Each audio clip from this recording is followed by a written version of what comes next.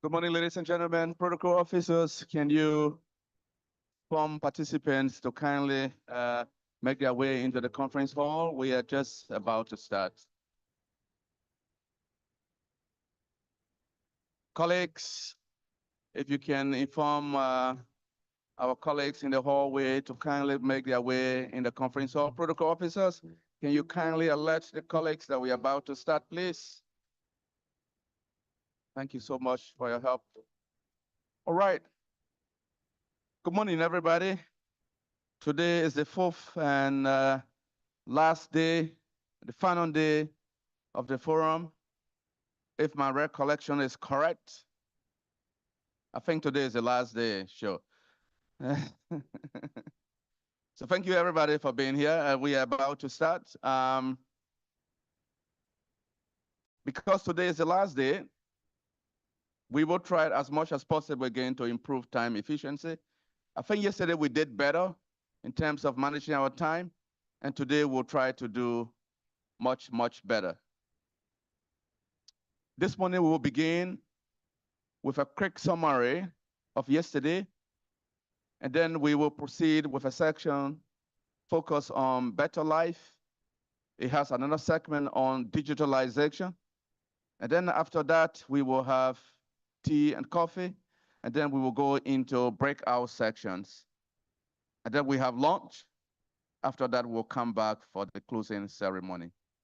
So ladies and gentlemen, I'm very pleased this morning to welcome to the floor Ms. Karen Fokofoka. I've known Karen for a very long time. She used to work for SPC as a very senior nutritionist, and then she went home to Tonga to work on NCDs in the community. She will be presenting our summary from yesterday, and considering her profile, we couldn't have found a more potent, qualified person to talk to us about all of the discussions we held yesterday on NCDs, improving nutrition, improving food safety, talking about food-based dietary guidelines, talking about meeting national codex standards. She's the best person to do this job. Ms. Fokofoka, please, you have the floor.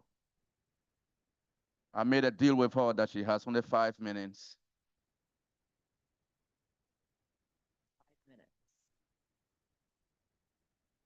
5 minutes. Honorable ministers, distinguished delegates, ladies and gentlemen, good morning and welcome to the final day of the conference. I trust that you enjoyed yesterday and you had a good meal last night during the dinner and a good rest. So thank you for turning up early this morning for our session. Yesterday was all about better nutrition. And we had a full day of presentations, discussions, a field trip, followed by a very nutritious dinner hosted by the Rome-based UN agencies in collaboration with Pacific Food Revolution, showcasing our nutritious Pacific food. I hope you enjoy the meal I did. Okay, the morning plenary session yesterday presented an overview of the FAO presented an overview of the technical paper on building healthier Blue Pacific through better nutrition, highlighting the triple burden of malnutrition that all our Pacific countries face. And this triple burden of malnutrition includes undernutrition, which looks at stunting, wasting, and underweight, especially amongst our children. Overnutrition, which includes overweight and obesity, contributing to the increasing prevalence of non-communicable diseases in our region. And the third one is around micronutrient deficiencies, also known as hidden hunger, because we often don't see the manifestation of micronutrient deficiencies until it's fairly late. So it's important to address these things. So for better nutrition, food must be safe to eat, must be available in adequate amounts, must be balanced, nutritious, and varied in order to provide all the essential nutrients that we need for good health. The technical paper also proven solutions that can be replicated and expanded in our countries. And these includes the use of food-based dietary guidelines, the use of codex standards to ensure food safety, that the food that we have is safe for consumption. Nutrition education focus on behavior change, particularly in the school settings, in developing healthy eating behaviors early on in life. And the other proven solution is the farm to fork initiatives, connecting the farmers who produce the food that we eat to the chefs who prepare the food that we eat.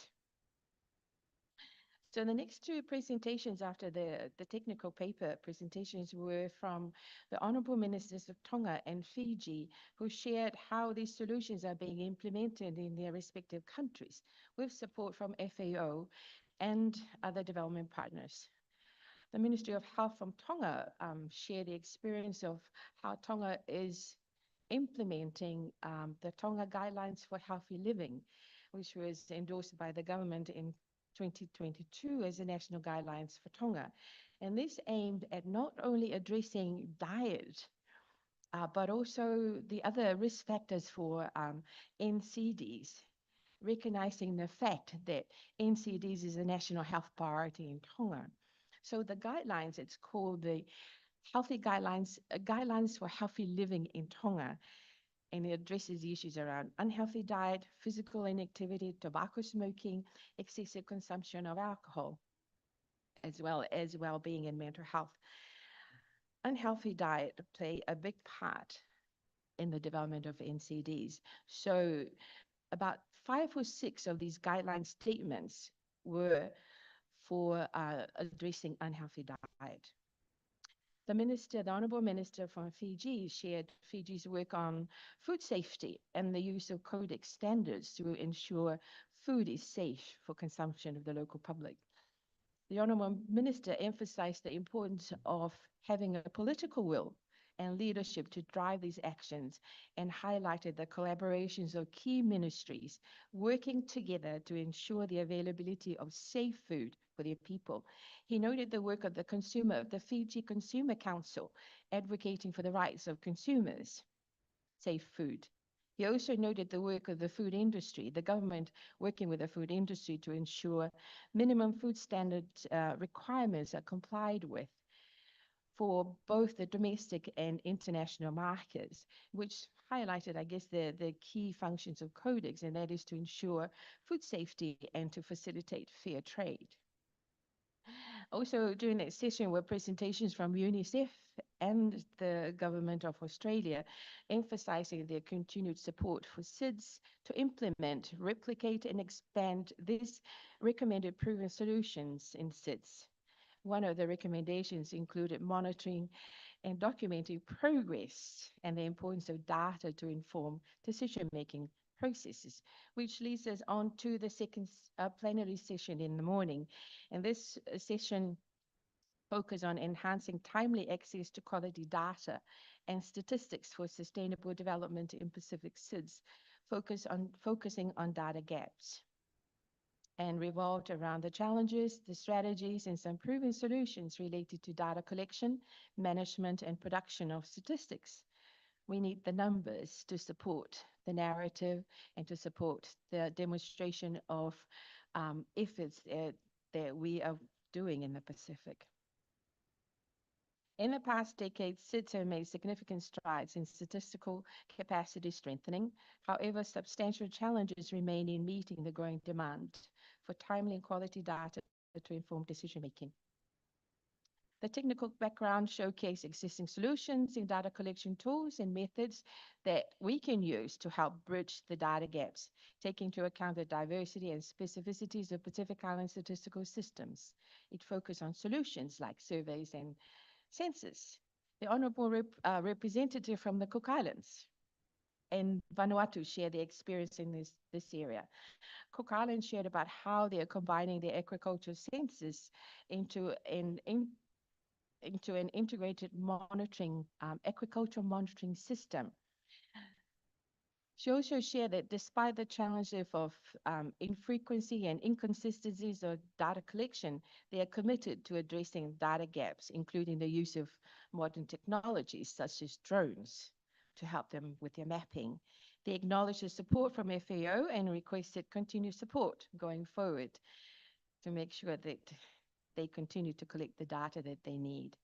Vanuatu share their experience on post-disaster needs assessment and the importance of having quality and timely data pre and post disasters. The Vanuatu 2023 post-disaster needs assessment plan was developed, and it aimed to improve the quality and timeliness of data collection and to mobilize resources and build capacity to support data collection efforts in the country. Presentations from developing partners noted that data collection is crucial and its quality important for the and it's important for development partners to work together to ease the reporting burden on countries and for developing partners to support countries with the development of their national strategic plans to ensure indicators and monitoring of these are relevant to countries. In addition, an important announcement was also made regarding the 50 by 2030 initiative, which aims to transform data systems in 50 countries worldwide. And the Cook Island requested FAO to support them with this initiative. The third part of the morning was given to breakout sessions featuring focusing on better nutrition.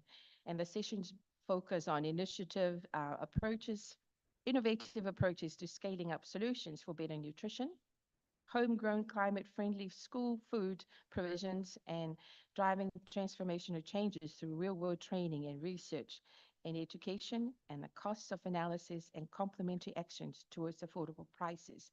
I wasn't able to clone myself to be in all of these 4 breakout sessions, so I only managed to attend one session, and this was on the cost of the diet analysis hosted by the World Food Program and EFAD.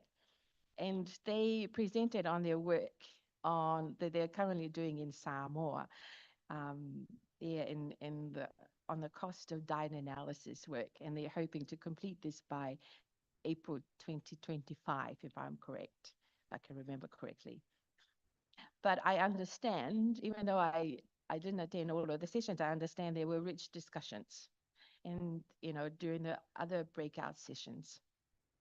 So I hope we all learned a lot from those sessions that we can take back home and apply into our settings. After lunch, we were treated to a wonderful field trip to the Lenga Lenga Agricultural Research Center and also the China Pacific Island countries Chungtao Technology Demonstration Center next door, where we learned about mushrooms and how important that is a food source, additional food source for our region to address the malnutrition burdens in our countries. So thank you to the Ministry of Agriculture for their wonderful field trip. I learned a lot. We're just looking at some of the things that Fiji is doing and is leading in this area around food safety, diversifying their food production, and all the agriculture technologies that they have that we can learn from. So thank you, Ministry of Agriculture. The day was rounded off by a wonderful dinner hosted by the UN, the Rome-based UN agencies, in collaboration with the Pacific Food Revolution team. So in conclusion, day 3 of the forum successfully discussed how better nutrition can contribute to ending hunger, to achieve food security, and improve nutrition in all its forms. So during this forum, we covered the other betters with better production, better nutrition, a better environment. And today we move on to day 4, where we hear about a better life and how these things can improve not only our health, but also our livelihoods. So thank you for your time and for listening. Malo.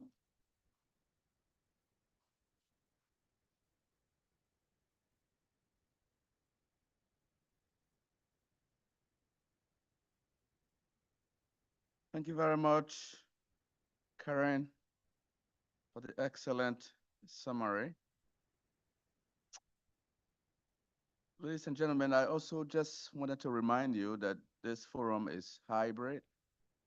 So while it is true that we have a lot of us in the room, we also have a lot of colleagues who are online.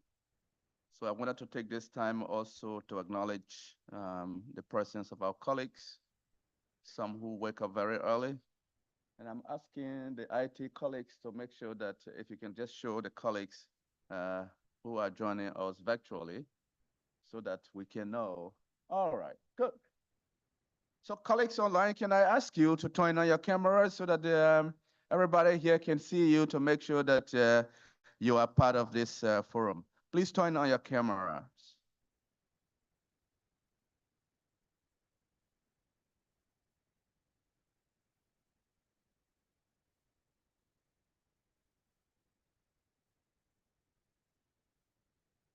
Okay, that's good. I think some are shy to turn on their cameras, or maybe because of technological issues. But I just want to let you know that on and on we have colleagues, depending on the time difference, they come on and then they come off. All right, we will now proceed with our next section for this morning, and it's on better life.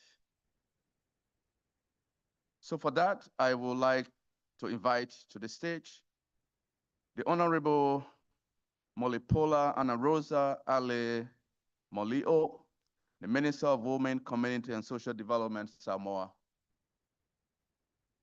I would also like to invite the Honorable Aseri Rodrodro, the Minister of Education, Fiji.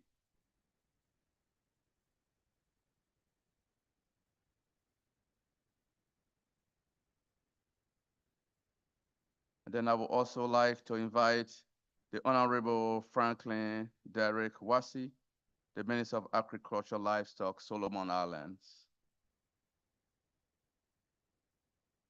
And then I would like to invite to the stage Mr. Mohammed Masuri, Director of Invest for the FAO Investment Center.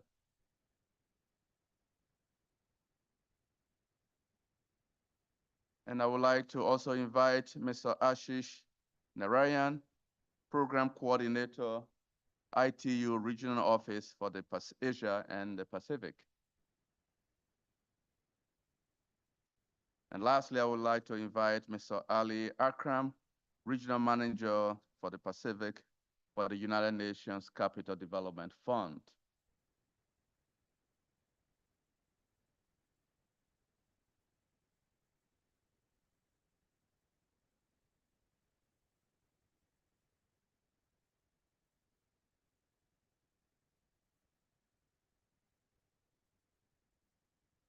Thanks to our distinguished panelists. I would now invite the Honorable Malipola Ana Rosa Ale Molio, Minister of Women, Community and Social Development, Samoa, to provide the introductory remarks. Yeah. Honorable Minister, you can stay on your desk.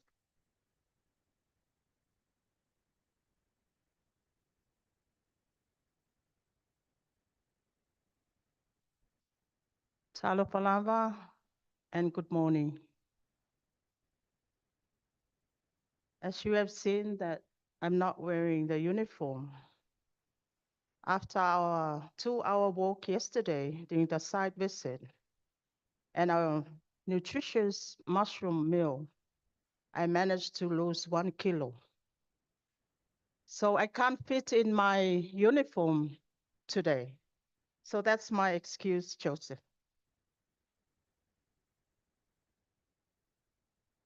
Honorable Ministers, Excellencies, distinguished partners and guests, ladies and gentlemen, Talofa with a smile.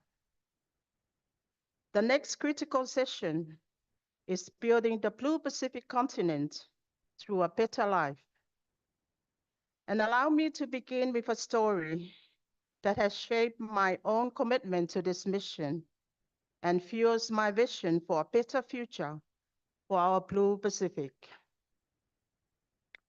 Growing up on my family's plantation in Samoa, I learned early that true strength comes not just from the land, but from the values that unite us as families and communities. My late father, a humble police officer and dedicated farmer, would often remind me our wealth is in the land of Samoa, a gift from God. While other children enjoy the sea, my siblings and I spent our picnics in the plantation, planting, tending animals, and learning the lessons of resilience, faith, and pride in our roots. These early experiences grounded me in the importance of family unity, hard work, and connection to our land, values that have guided my journey. One year, I entered an agriculture show with my produce and livestock. I remember the day I won. I was thrilled, but also humbled.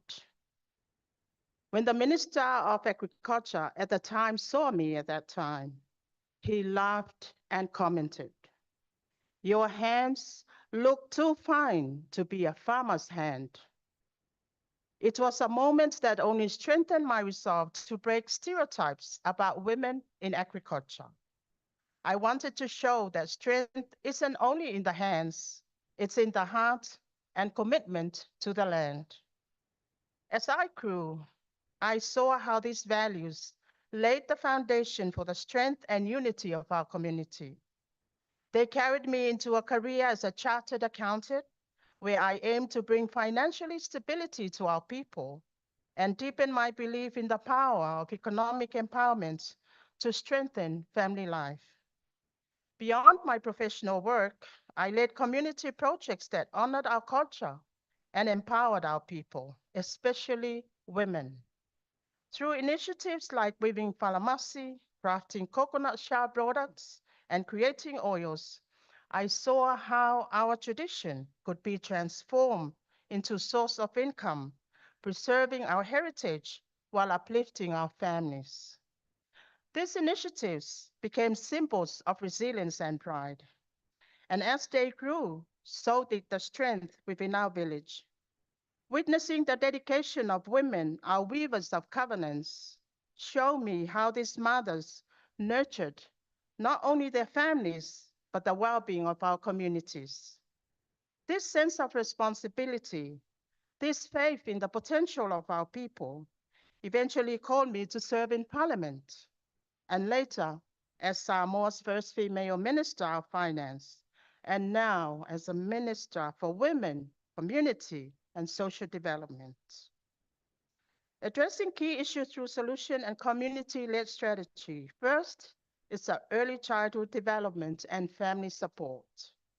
Family is the foundation of a resilient society, and investing in early childhood development is essential. By supporting family-centered early childhood programs, we can nurture values of resilience, faith, and responsibility from a young age. When parents are involved as primary educators, children grow with a foundation in family values that fosters lifelong learning and community service. Second, food security and local resilience. Food security begins with empowering families to cultivate their own food sources. My journey from a small vegetable garden to a thriving farm is a testament to the power of local food production. Through community-based training in sustainable farming, we can build resilience, ensuring that every family has the dignity and independence that comes from self-sufficiency. Job creation through culture and agriculture development. Projects like weaving falamasi, making oils, and crafting turmeric products are not just economic opportunities, they are acts of cultural preservation. By supporting this women-led initiative, we create jobs, empower women, and honor our heritage. allowing future generations to inherit skills, pride, and economic stability. Nutrition and health for the next generation. Child stunting is often due to poor nutrition, but by promoting nutritious, locally sourced food, we can ensure that children have access to essential nutrients for growth. Community programs that educate families about budgeting and healthy eating empower parents to prioritize their children's well-being. By empowering our youth to be creators, not just consumers of technology, we position them as the heartbeat of our nation's progress and stewards of a sustainable, interconnected Blue Pacific, and a call to action for collective solution. Today's inequalities in gender, food security, income, and access to Pacific services require not just dialogue, but a commitment to actionable solution. The FAO's Better Life aim to foster inclusive economic growth by reducing inequalities and ensuring secure land tenure, and women's rights resonates deeply with us. I am encouraged by this gathering as it represents an opportunity for further collaboration with FAO, marking a milestone where our ministry has been invited to the table to shape solutions for our Pacific region. Together, we must act for the people, with the people, and by the people. Let us draw on the power of digitalization, knowledge sharing, and local innovation to transform agri-food system across Pacific seas. As we reflect here, let us hold on to the wisdom of our communities, the strength of our family values, and the legacy of resilience passed down to us. Let us not only speak of change, let us become the embodiment of it, hand in hand with our communities, our families, and our Blue Pacific. Pafitai Telelava, Vinaka Vakalevo.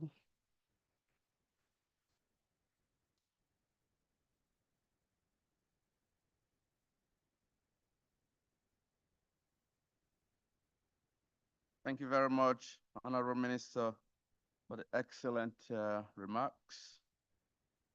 I will now invite Mr. Mohamed Mansouri, Director, FAO Investment Center. Thank you very much, Mr. Mansouri, for traveling all the way from Rome.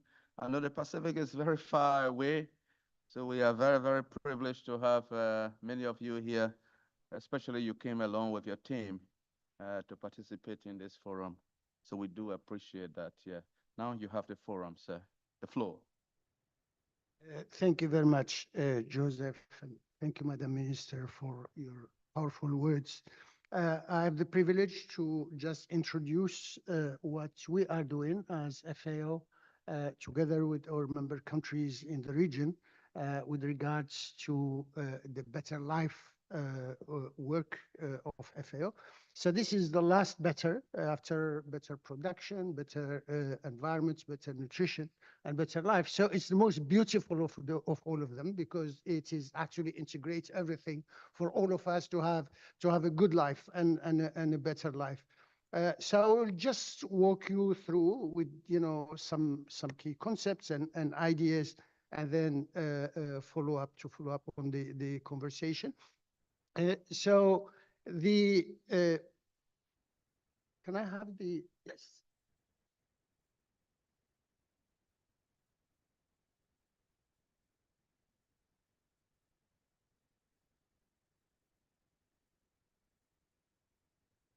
Yes.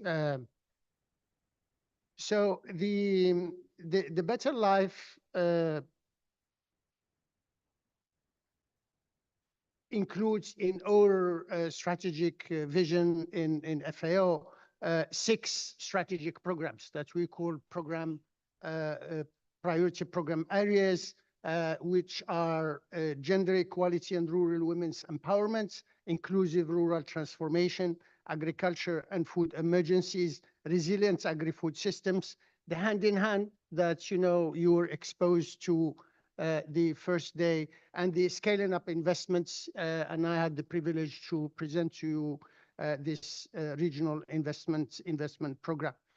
So it does include programs, strategic programs to foster growth, economic growth, and it includes at the same time programs to address the various divides that we see between the genders, between the generations, with focus on women, with focus on youth, but also, the distributional effects there, and I will come to that. At the same time, it includes these two strategic programs that are hand in hand, and the scaling up of investments, because while we need innovation, we need scale of impact, because the challenges that we are faced with are huge challenges, and they need scale. As we say, small is beautiful, but big is necessary in what we do. And that is the dimension of investments. So just to get you through some key socio-economic and infrastructure indicators for the Pacific Islands, you could see from this, and these are just three indicators, the unemployment, the access to electricity, and the individuals using the internet, where you can see that there are lots of disparities. So while we have a very strong regional dimension and commonality between, the various countries, there are disparities, and there are also disparities inside each one of the islands, whether it is between, gender-defined disparities, or in the distribution, in the land, in the incomes, and so on. So clearly, we need growth, and we need quality growth that is inclusive growth, where prosperity is shared.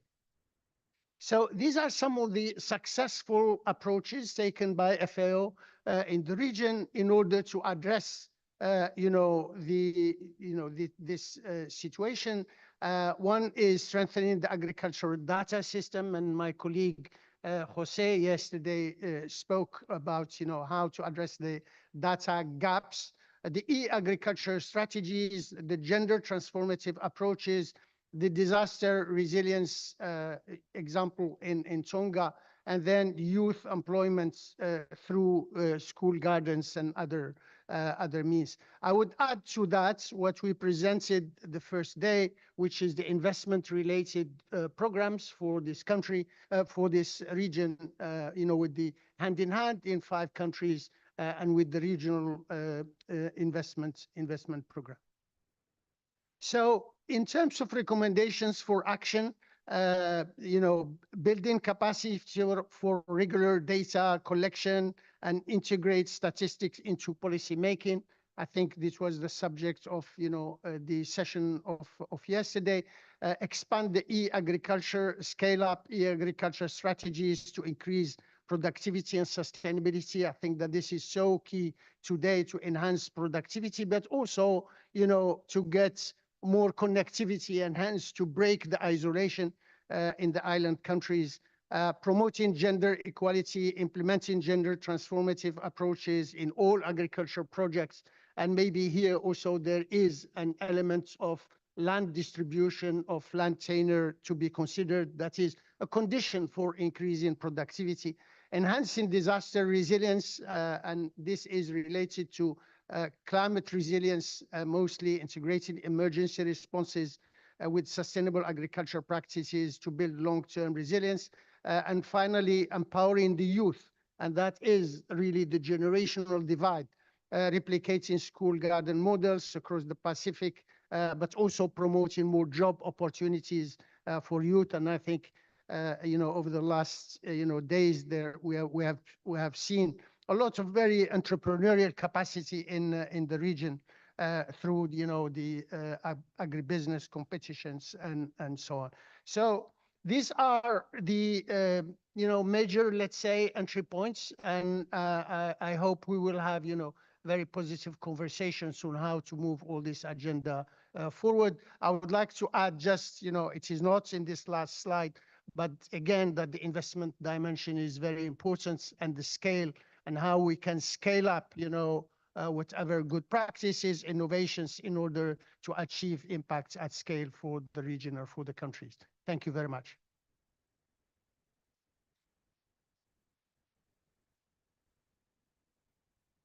Thank you very much, Mr. Masuri, for the excellent context that you have laid out to help us understand the FAO goal for a better life. A better life that can be achieved through our contribution to the 2050 strategy for building the Blue Pacific continent, but also a better life that can be achieved through the achievement of the Sustainable Development Goals through collaborations and partnership. To continue laying out that context, I would now ask our IT colleagues to kindly play the video that we have prepared. Agriculture, including crops, livestock, forestry, and fisheries, remains central to sustaining livelihoods across the Pacific Islands. For example, agriculture is the main source of work for more than 83% of Fiji's rural population. However, smallholder producers that are the most important players, particularly women and youth, are not fully able to benefit from agricultural growth relative to their invaluable contributions. Access to land, finance, market, and technology is limited, and food value chains are underdeveloped. Recurrent climate change disasters and island remoteness undermine governments and private sector investments in agriculture. In 2023, three cyclones that struck Vanuatu significantly damaged agricultural fields. Working for inclusive economic growth by reducing inequalities between urban and rural areas, rich and poor countries, and men and women. In the Pacific, FAO supports the Agri-food Systems transformation through women's empowerment, preparedness to respond to agriculture and food emergencies, scaling up investment, and implementation of the Hand in Hand initiative. FAO supports governments to advance the national agri-food systems transformation to make the systems more inclusive and resilient. FAO supports smallholders through investment and innovation to create better lives, ensuring sustainable development, and improved livelihoods for all. FAO has been assisting Tonga for so many years, providing assistance to some key development that we have in the rural farmers, women, village communities, and farmers, mostly in sustaining our resources, soil fertility, biodiversity in plants, and animal livestock genetic biodiversity. As always, some of the key features of agriculture has been assisted. FAO partners with successful female entrepreneurs to support and mentor other women in agriculture for improved income and better farmer livelihoods. Partnering with FAO and the SIDS Solutions Innovator Program it's a no-brainer, where it enables me to showcase what I have beyond the borders of Samoa. Youth and women also represents a dynamic force in rural transformation. FAO programs focusing on education, vocational training in food processing and value chain development, as well as entrepreneurship, have sought to engage young people in sustainable practices and community leadership.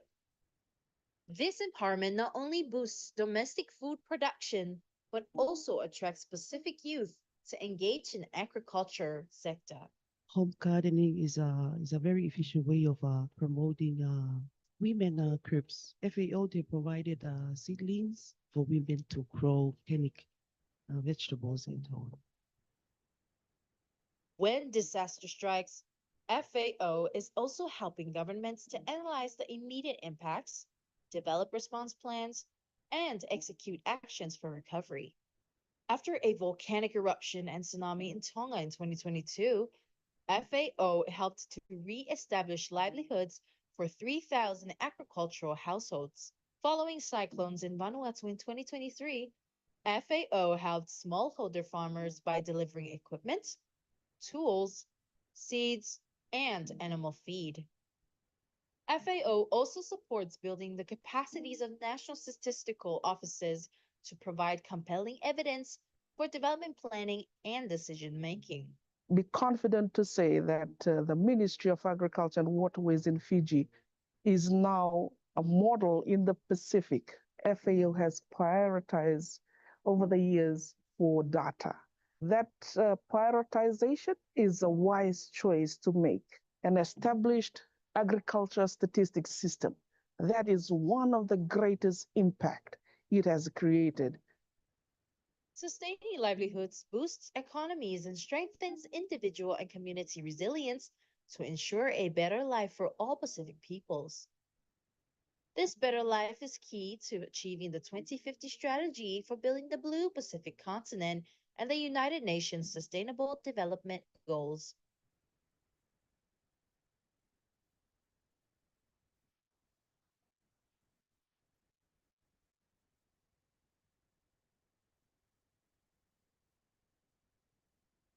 These videos actually give us an opportunity sometimes to recognize some colleagues who are in the audience. You might have noticed that there are a few people here who were in that video. But it's more than just seeing their faces. I think it demonstrates the partnership nature of this forum, this platform. It's about working together with communities, the private sector, FAO, and governments to try to test certain solutions and see how they can be replicated and expanded. So thank you very much to the colleagues who appear in this video. Can we just offer a small applause?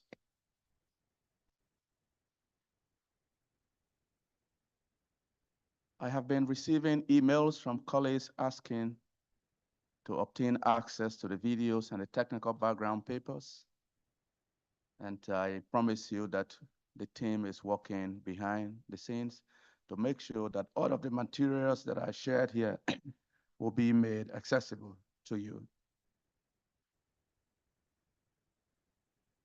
Now we will move to the presentation of practical proven solutions that we have worked with everybody to see how they can be expanded based on their results to contribute to the achievement of a better life in the Pacific. I think you all know that most of the time we talk about school gardens as a tool to address non-communicable diseases. Interestingly, it's very, very hard to find a success. One of the reasons is because school gardens, A, students are not interested in agriculture because it's dirty.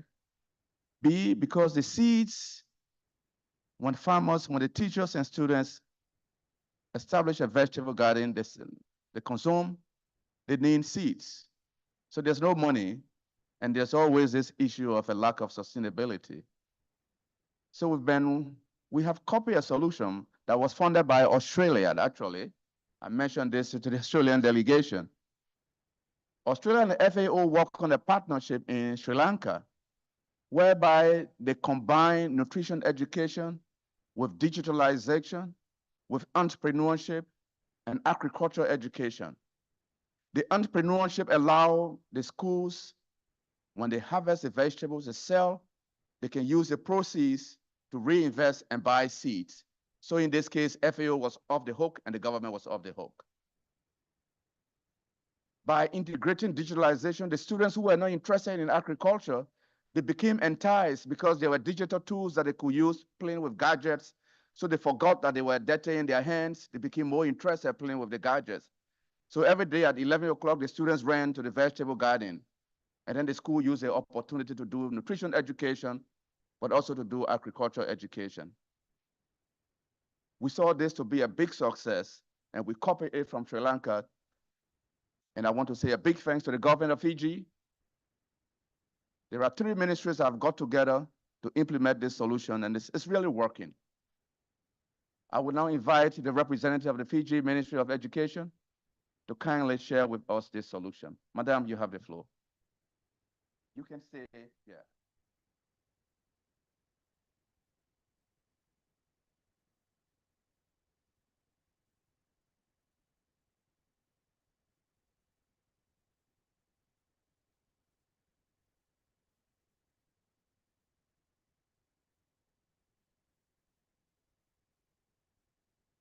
The Director General FAO, Deputy Director General FAO, Assistant Director General FAO, the Honorable Ministers, invited guests, ladies and gentlemen, a very good morning to you all.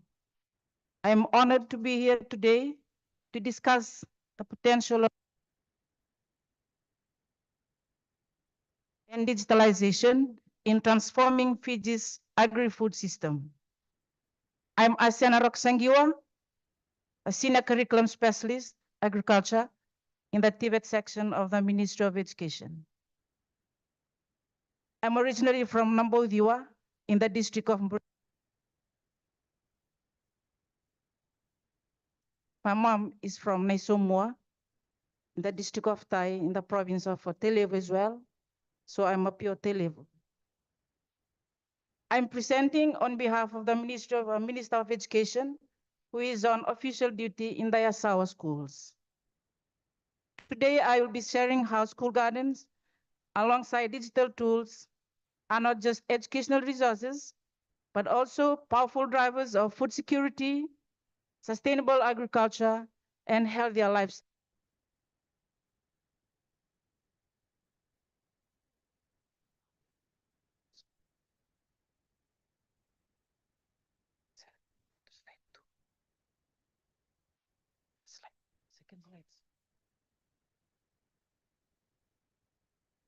To understand the need for digitalized school gardens,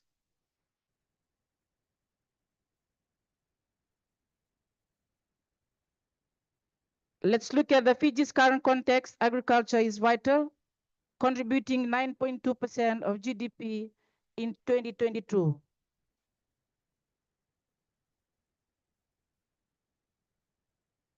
We face challenges like food import dependency, high food costs, and increasing rates of non-communicable diseases. Climate change threatens our food systems, and with our youth showing less interest in agriculture, farming population is aging.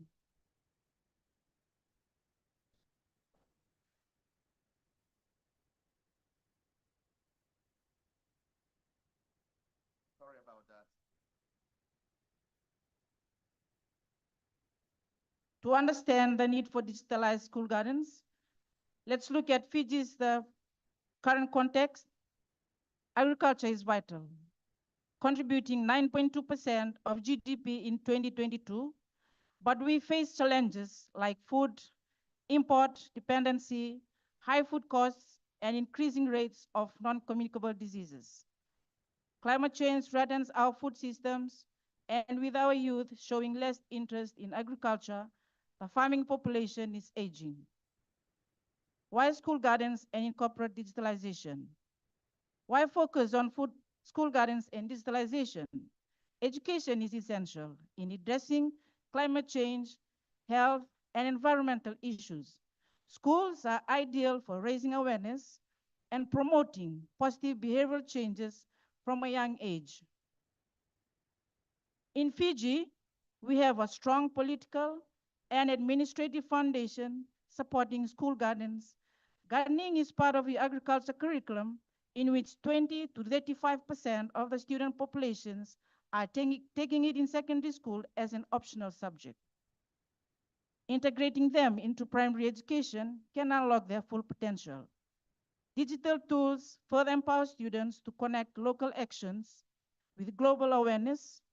School gardens align perfectly with FAO's goals in 4 betters: better production, better nutrition, better environment, and better life. Our experiences at Navisau High School. Navisau Adventist High School. At Navisau Adventist High School, we've seen the positive impact of the climate smart agriculture and resilient school garden project. This project, supported by FAO and Popular Digital Village Initiative, brought digital tools to the school garden program. With resources like the Fiji School Garden website, feedback has been overwhelmingly positive from both the Ministry of Agriculture and the Ministry of Education. We even garnered interest from the University of Melbourne. Enabling policy framework. With strong support from both the Ministry of Agriculture and the Ministry of Education, our policy environment provides a solid foundation for school gardens. School gardens align well with global and national goals. Under SDG 4.7, we aim for education that promotes sustainable development, gender equality, and cultural appreciation. The National Curriculum Framework emphasizes hands-on, relevant learning. And then our declaration commits us to integrate cultural values, traditional knowledge, and sustainable practices in Fiji's curriculum. The Ministry of Agriculture Strategic Development Plan 2022 to 2027 prioritizes expanding climate resilient food producing school gardens, while the Ministry of Education has committed to integrating agricultural skills across all school levels. Stakeholder engagement. None of this would be possible without the arrangement of engagement of diverse stakeholders. From government agencies to local communities, each has played a vital role in supporting school gardens and digital initiatives. We value the insights from educators, parents, and students, as they are essential in adapting these programs to best meet the needs of our youth and agricultural communities. Recommendations. Moving forward, our recommendations are clear. First, we must deepen the integration of school gardens into the primary and secondary curriculum. Second, expanding the use of digital tools will help students and teachers, partners connect locally and globally to access and share experiences. Third, continued stakeholder support and engagement are crucial to ensure the long-term success of these programs. Finally, together we policymakers can create a generation that values sustainable agriculture, understands nutrition, and is prepared to face the challenges of tomorrow. Thank you for your attention and for the opportunity to share Fiji's journey with school gardens and digitalization. We look forward to continued collaborations to build a more sustainable and resilient agri-food system for our youth and future generation. Thank you.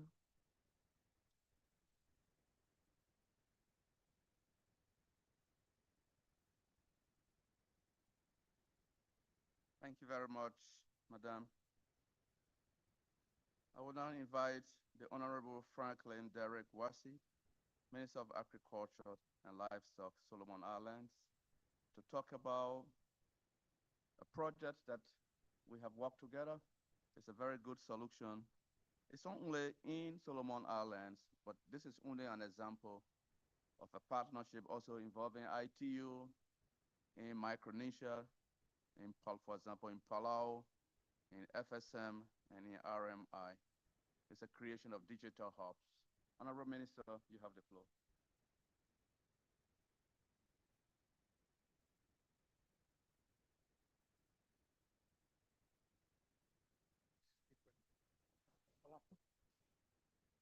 This one is another presentation.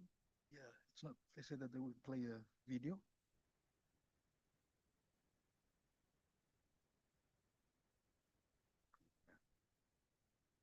You can just read this. Thank you, MC. Yes, I'll just go through the presentation. It's a Solomon Islands experience with the FAO's Agri-food system and the digital hub concept. So we have our challenge as well, just like other Pacific Island countries. The first one is the geographical barriers. The islands are so scattered. There's a limited transport option between the islands. Infrastructure limitations. We have poor road network in rural areas with communication infrastructure. Resource constraints, insufficient funding, limited availability of skilled staff, climate variability, vulnerabilities. We have frequent natural disasters, example floods and cyclones, impact of climate change on agriculture, and the technical and cultural barriers.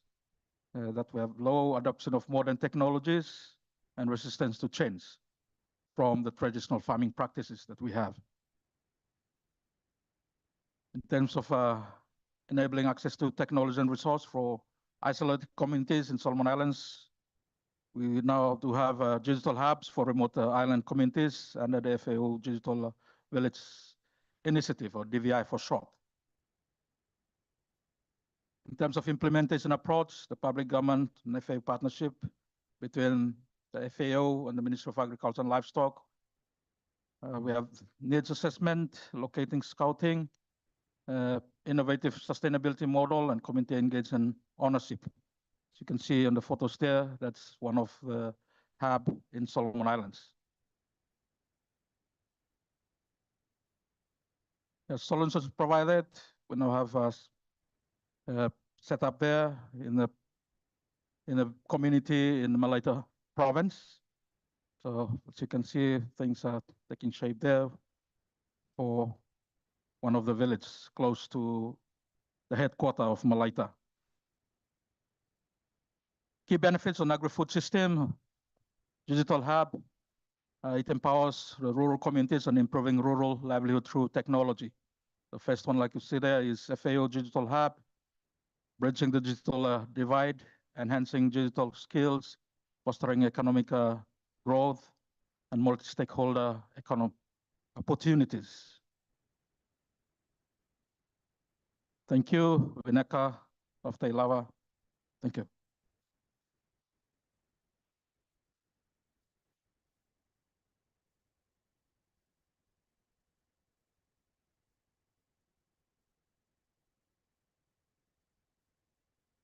Thank you very much, Honorable Minister. I would now invite reflections from two colleagues, and I will begin with Mr. Ashish Narayan, the Program Coordinator for ITU, the Regional Office for Asia and the Pacific. You can come. Thank you so much, Joseph, for our invitation. Honorable Ministers, ADG, FAO, DG, thank you very much for inviting ITU. For those who don't know ITU, it's the International Telecommunication Union. We are part of the UN family, specialized agency on ICTs. And I'm glad that you've picked up on e-agriculture. I think that's something which has taken FAO and ITU relationship way back. And first of all, I bring compliments from our Secretary General, who conveys compliments to this August gathering. So our relationship maybe began something like 20 years ago with WSIS, e-agriculture. And we are the small e behind that long agriculture. The only solace we have is we come first. That's the only solace. So we need connectivity. But as we saw that not only connectivity is important, it has to be reliable. It has to be secure. It has to be resilient. It has to be universal and affordable. And before I come to this, I just wanted to share that when we started like 20 years back, we were all talking about convergence. And at that time, convergence meant telecom, IT, and maybe broadcasting. Okay, these technologies are converging, so we bring together. And digitalization in agriculture is not new. It has been going on, I think, for 30 plus years with television, radio, 30, 40 years. But what changed in the last 10 to 12 years is when technology got embedded in agriculture. Now we see the rise of IoTs, sensors, of course, data analytics, AI now. But with sensors being integrated into telecom technology, digital technologies, it became wider. And if we think from a consumer point of view, I remember the old telecom days when we used to say subscribers very often. And the telecom gathering in this room would perhaps agree with us, subscribers. But now it's no longer subscribers. We are talking about citizens. And when we talk about citizens, a citizen is converged. If it's a farmer in a remote area, as we saw from the presentation from Honorable Minister from Education and Honorable Minister from Solomon Islands, they want to have converged services. They want to have agriculture, education, health, all together.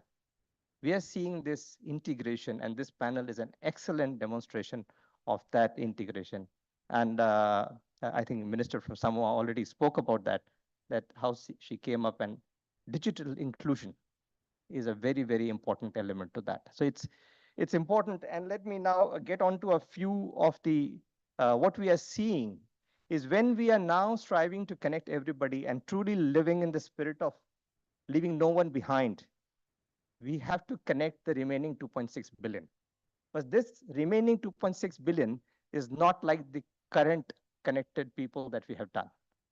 We have to get into the rural and remote communities, and they are not only expecting just connectivity on mobile. They are expecting reliable, secure broadband connectivity so that multiple services can be offered on that. And I would like to compliment FAO for the DVI. I mean, that's an excellent example where things are coming together. And we have been partnering in many, many countries in this area. I've been personally working with FAO, and there was a point when our FAO colleagues in Bangkok thought I was an FAO staff. So together, what's happening and what we are seeing in the Pacific are the digital strategies. The rise of national digital strategies, at least 7 of them where ITU has been involved, as part of SDG fund support, as part of the Australian government support through projects in building in the Pacific.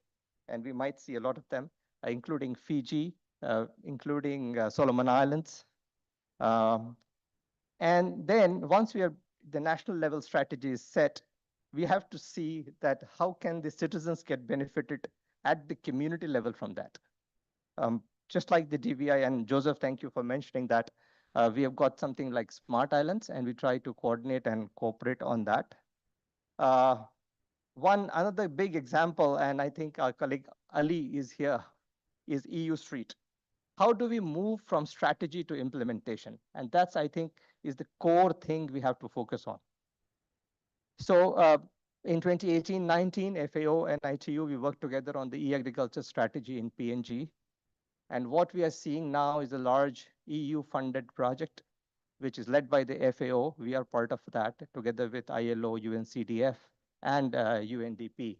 And it has been transformative. And I would like to compliment Ali for the camaraderie and the leadership he has shown in bringing all of us together. It has transformed lives. There are resource centers being set up. There are data solutions, information systems. One of the key questions we are asked, how do we make this system sustainable? Often we build up applications and then the project ends and then we leave the systems out and we don't know what to do with it. So we have been working on the other side with the PNG government on digital government. So when we build solutions in EU Street, they are actually hosted in the government cloud, thanks to the PNG government's leadership. So this is when we try to bring them and work together. These farmers' life have been transformative. We have seen changes in their livelihood. We seeing improvement in exports. Some of the farmers who have benefited from those digital skills training that we have organized together have gone on, and on their own, they are training others. That's the beauty which is happening. Another example, I think, is Marshall Islands, where I think Joseph already mentioned. We are working together in setting up the digital hub in Jabor. And I think one last example I'd like to give, which is of Vanuatu, which is a major success story in this area. In South Malekula, following the disasters, way back around 2018-19, a Smart Island project was launched. At that time, connectivity was a challenge, and even it was very difficult to get connectivity from the beach. And then we started with digital skills development. National government supported us. Government of Australia stepped in, now ADB stepped in, and the joint SDG fund. And what has happened now in these 3-4 years is tele-education has started. School dropouts are now taking lessons sitting in Malekula. It's a very remote area, and going on to deliver, going on to do courses so that they can start the education. E-commerce has picked so much that they have created their own oil called Smart Islands Coconut Oil. And the community on its own is now building a business center there. The government stepped in and is now putting up a mobile tower so that the connectivity can be reliable and resilient. And we are seeing remote digital payments being on because the nearest point of access for cash was $300 away. You have to take a banana boat, which is $150 one way. And that brings to the power of whole of government. So we have to break our silos and do what we do best, and then work as one. I mean, this SDG Fund program is an excellent example where 7 of us, UN agencies, are working together to deliver. And this is what we need to do to make our system sustainable, to come up with something that is required in this challenging environment where digitalization is embedded in all parts. Thank you very much.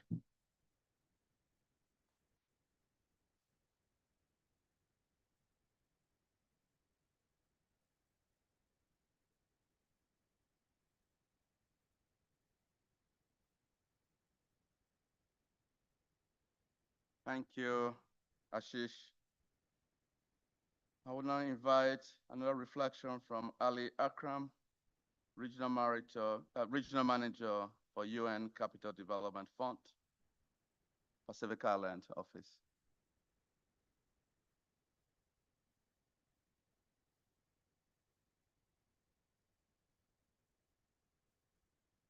Thank you, Joseph. Honorable ministers, government representatives, FAO DG and colleagues, distinguished guests. It's an honor to represent UNCDF here at the forum today, focusing on the unique challenges and opportunities faced by SIDS. We realize these nations are some of the most vulnerable globally, not only to climate change, but also economic and financial inclusions. And these are factors that directly impact agriculture and food systems critical to their livelihoods and food security. UNCDF is a unique organization within the UN system where we have the unique mandate of being able to deploy grants, guarantees, along with critical advisory services to offer blended finance solutions to different challenges that face us today. And again, agri-food systems and their resilience is one of the core areas that we've been focusing on, with digital being our cross-cutting enabler and tool. Through our work, different programs, we heard Ashish give me credit. Thank you so much for that. But I've got a colleague, Wycliffe, also from PNG, who's been leading the work, funded by EU and the EU Straight. Then we've got the Pacific Digital Economy Program that has been expanding access and the usage of digital services across different thematic areas and 11 different countries across the Pacific. And then we've got the Pacific Parametric Insurance product, which is unique and very innovative in providing that resilience and climate adaptation, resilience to farmers and others that get impacted by cyclones or other climatic events and utilizing parametric insurance. So our work in support to FAO, I think building towards the strategy in this forum has been over the past couple of months, where we brought in our digital expertise and presence in 11 countries to contribute towards some of the discussions and provide some of the inputs of how digital can come in and support. Support in building, as Mr. Mansouri also spoke about, a better life in the Pacific, something that we also want to deliver as one and ensure that no one's left behind and everyone's a part of it. So through our work, there were 4 areas or 4 building blocks that we identified, which stand true to any digital application, may it be agriculture, may it be MSME finance. How do we use digital? I don't think I necessarily need to stand here and advocate that digital is that transformative tool and force that needs to be utilized, right? That's me wasting good talking time. What I'd rather talk about is how do we utilize it? What is needed? What are those four building blocks that we've identified, the work streams that we've been working on and were also recommended by us to FAO? The first one is policy and regulations.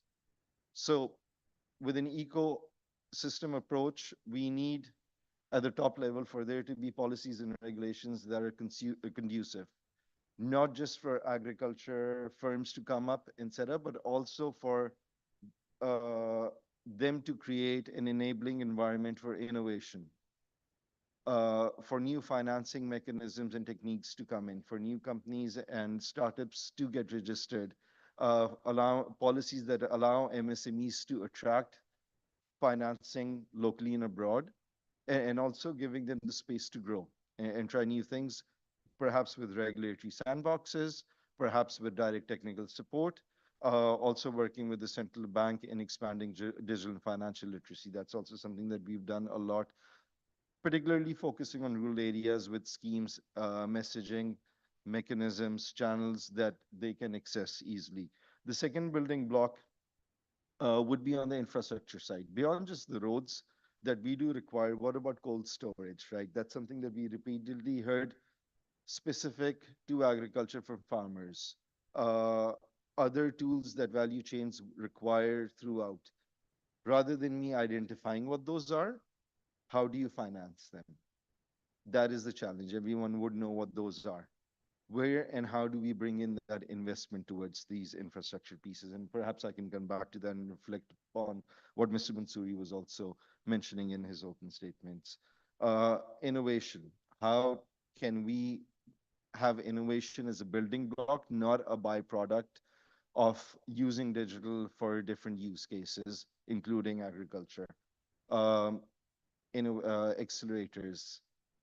How do we create those innovation hubs that create the solutions that are needed and are very specific to every country or every region?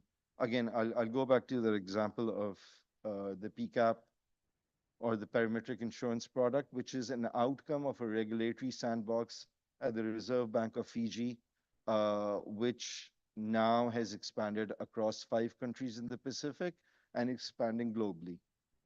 That is the outcome of a developed ecosystem in Fiji and the stewardship of the governor over there that created that sandbox and was able to help create that ecosystem where a local solution for a very local problem could be generated. We did not require the Silicon Valley to come down. What we have within the Pacific is enough to find solutions to the challenges that the Pacific knows and feels. And I think as development sector partners, we all need to work together and help support their effort rather than coming in and pretending that we know what's needed. The solutions will come out from the Pacific, and that's where innovation needs to be fostered. And skills across, there's a lot of work that has been done, needs to continuously be done on building skills, digital financial literacy, agriculture, techniques and skills. But we do need to recognize that we risk or are creating, by digitizing, we're creating the risk of leaving people behind if we do not ensure all segments are empowered to benefit from digitization. So how do you embed that in the national curriculum? We're working with the Ministry of Education in Fiji. Digital and financial literacy through UNCDF support is embedded in the national curriculum till the secondary school, and we're now working to see how that can be embedded up till the high school curriculum also. Similarly, it was very nice for me to learn that even agriculture practices are embedded in the national curriculum, and that's really where it all needs to start from, including digital skills. That's what I want to emphasize. But I think my ending note perhaps would be these solutions need to be financed. That's the problem. Digitization is a tool. We just need to make sure that it's a tool to a problem that we're trying to solve. We do not over-digitize or digitize for the sake of digitization or whatnot. I've worked in the space long enough to have seen that blockchain high, and now we're moving towards that AI high. I really don't think my time that I've spent in the bush in Africa or other areas, a farmer in the bush really cares about where does he get medicine for his sick chicken or cow, right? Does not necessarily care about blockchain or AI. Those are the problems that we need to solve, and then we need to graduate to bigger problems for them also. How do we finance these? There's a lot that everyone wants to do.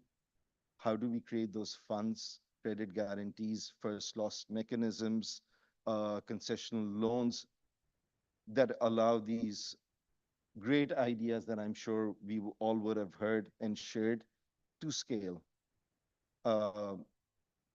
As UNCDF, partners of FAO, ITC, many other development sector partners over here, we are delighted to be here, and as the only agency that has the mandate to come in and help with finding financing solutions, really looking forward to what the future brings and how we can continue to support the Pacific. Thank you.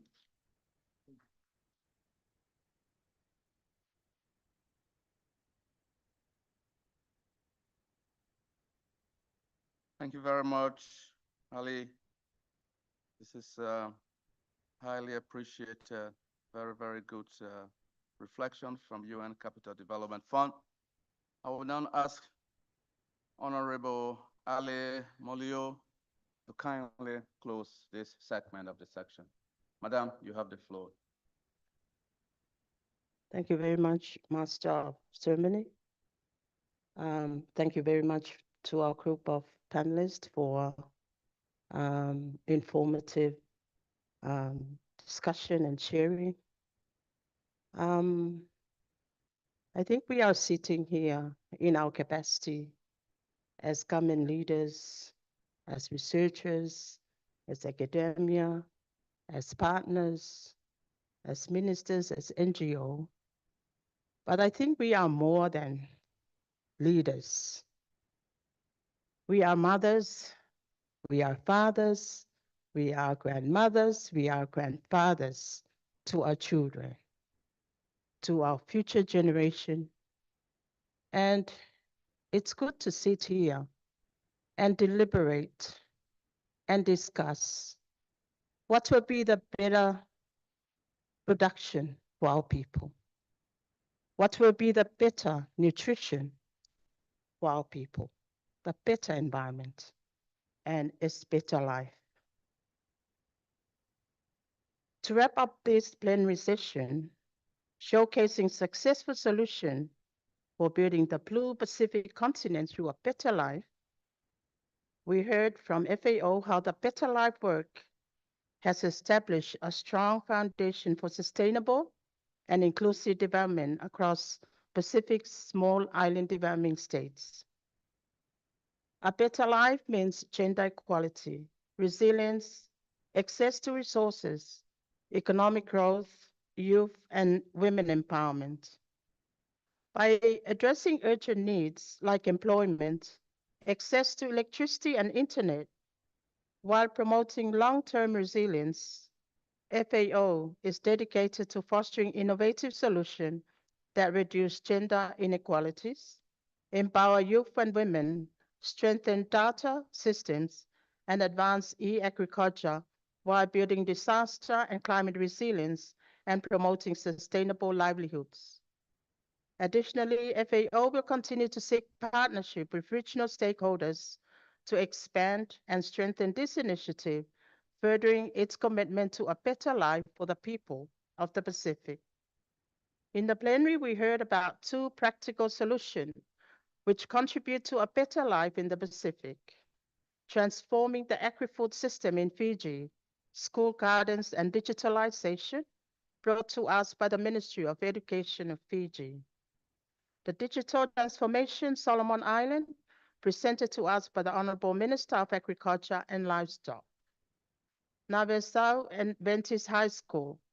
This solution addresses very specific challenges in Fiji, like food import dependence, recommendation that improve education to address climate change, expand use of digital tools continuously engage with partners, and create a generation that understands nutrition and works for a more sustainable future.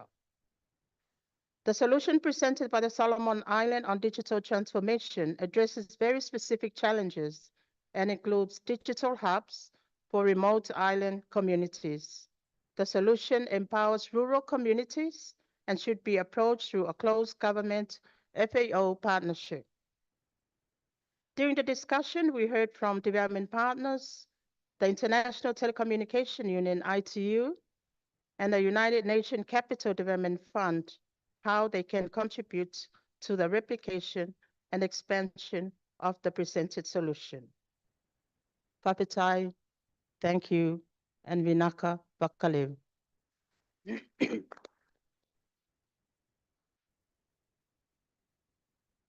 Thank you very much to the distinguished panelists.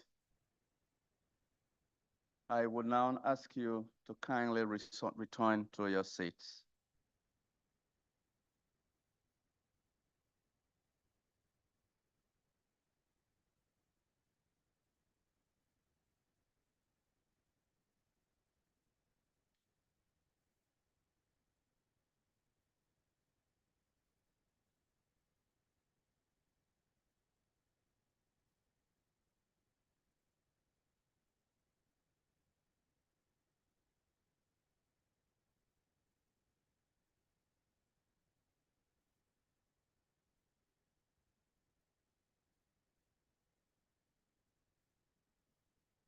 All right, ladies and gentlemen, for the next section, we will have its focus on the FAO Digital Village Initiative.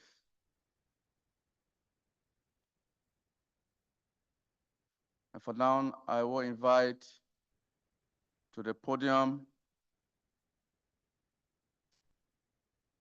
a representative from RMI, Mr. Secretary Walters.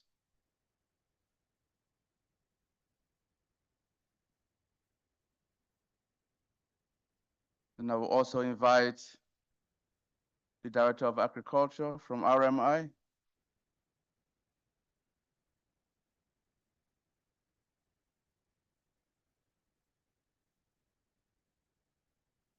from Palau,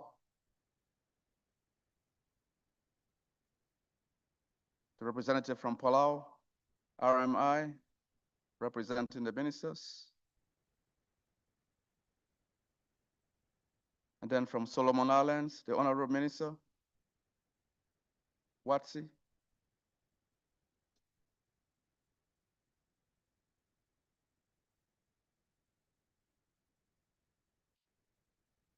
And I will also invite Mr. John J. Kim, the FAO Regional Representative for Asia and the Pacific and Assistant Director General.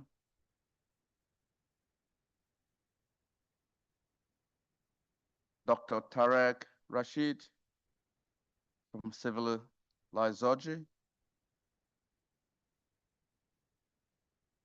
Mr. Ave Gagamo from the Potasi Community Trust and Cooperative Samoa.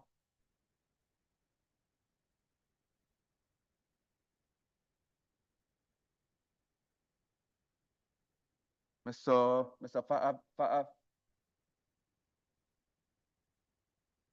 Fa'ave Gagamo.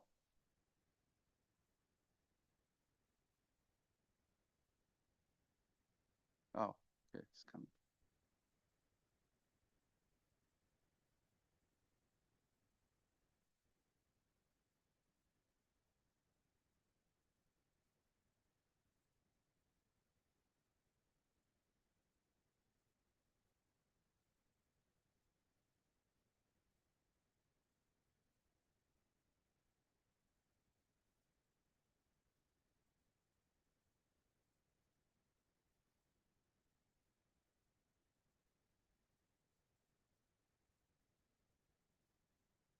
All right. So we'll now start. I will ask Mr. John J. Kim, the FAO Regional Representative for Asia and the Pacific, to deliver the introductory remarks. JJ, you have the floor. Thank you, Joseph. Bula, good morning, honorable ministers, excellencies, distinguished partners, and the ladies and gentlemen. I think this session is, in a sense, an extension of the previous session. How digitalization would enable us to achieve better production, better nutrition, better environment, and better life. In particular, the FAO's initiative, Digital Village Initiative, would facilitate this endeavor. So in this session, we would like to share with you a few examples of this initiative, which was launched by FAO Director-General Dr. Dongyu 5 years ago, aiming at establishing 1,000 digital villages. I think during past few years, this region has made significant progress in various parts of the region, including the Pacific. And we already witnessed the impact of this digital village initiative. In my view, science and technology, including digitalization, is very important enabler, even possibly game changer for food security, nutrition, and sustainable, inclusive, and resilient agri-food system. So with that in mind, we would like to have a very interesting presentation of the examples in this region, how this digital village initiative has been developed, evolved, and bring results and impact to the communities, and how this can be further replicated and scaled up in the region. So I very much look forward to the most valuable inputs, comments from our esteemed panelists. Thank you. Over to you, Joseph. Thank you, JJ. Colleagues, can you put the PowerPoint on the screen? All right. So quickly, in terms of digitalization in the Pacific, we all know that we have some challenges, and one of them is geographical isolation.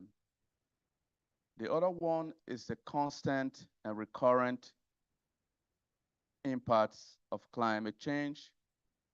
The third one is limited resources, for example, scarce land and water, which constrain agricultural development.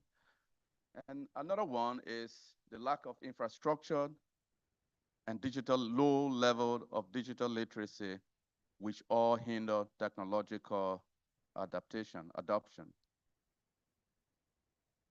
So there are a couple of solutions that have been proven to address these kind of challenges. So for example, in Fiji, we experimented the Climate Span School Garden Program. The challenge there was a need for community-led food production and integration of gardening and nutrition education. But then also kids didn't have access to equipment and digital infrastructure. So the solution was the provision of digital tools like mobile app for plant tracking, weather forecasting in agricultural education, but then also promoting healthy eating and sustainable practices through hands-on garden management. At the end, a couple of results were obtained. We saw improved digital literacy and entrepreneurial skills among students, increase student engagement and practical skills application. This has become a very good model that is considered for replication across Fiji. In Palau also, we expect, you all know in Micronesia, you have a lot of water with limited land for agricultural activity. But also you have issues linked to limited access to modern technologies, constrained market opportunities, inadequate advisory services. Women farmers in this context also play a very critical role, but with limited access to digital technology. So FAO worked with the government in partnership with ITU and other UN agencies, and we created a platform, AgriLink platform. It is a digital platform with a mobile app and a web dashboard, which connects women farmers with stakeholders. It facilitates communication, advisory services, and seedling distribution. We saw that it has improved connectivity and enhanced access to agricultural advisory services, increasing productivity and market access for women farmers. It has also set a precedent for digital interventions in Palau and the Pacific region. We also implemented a solution in the Solomon Islands, which is linked also similar to what we did in Palau and RMI. In Solomon Islands, like many Pacific atoll countries, you have several small atolls. So when governments are conducting training initiatives, extension services, either they have to travel long distances by boat or flight, or the population would need to come to the capital. So what we decided to do was to create a digital hub that will give communities almost the same capacities that we have here, with a television, a digital screen, with internet connectivity, so that when there is a workshop, for example, in the capital, people staying in the atoll islands can also be involved directly.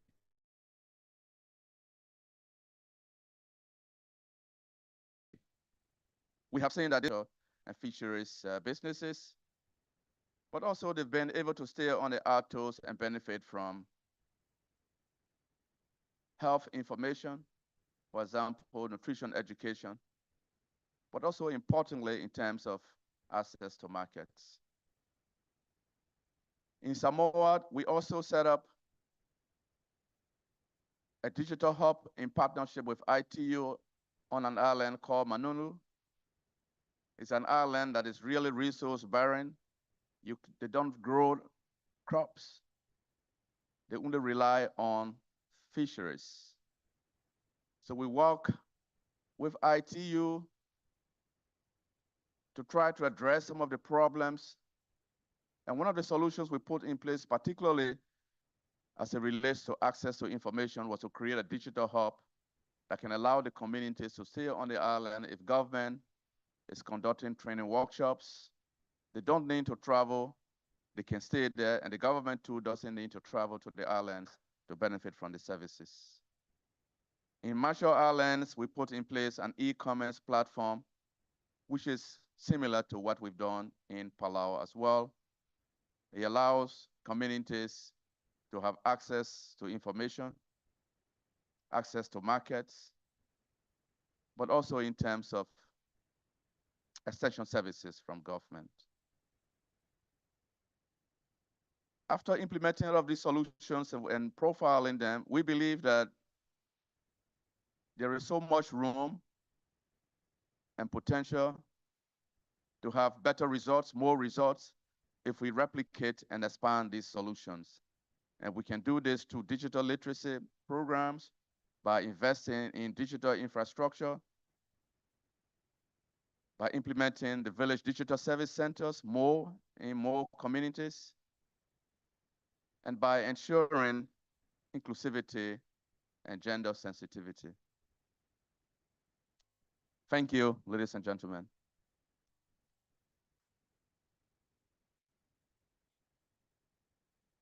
I will now ask the IT colleagues to kindly play a video that sets the context for the Digital Village Initiative in the Pacific. In the Pacific Small Island Developing States, or SIDS, communities face significant challenges. Geographical isolation, climate change, and limited resources threaten food security and livelihoods. But through digital transformation, there is hope.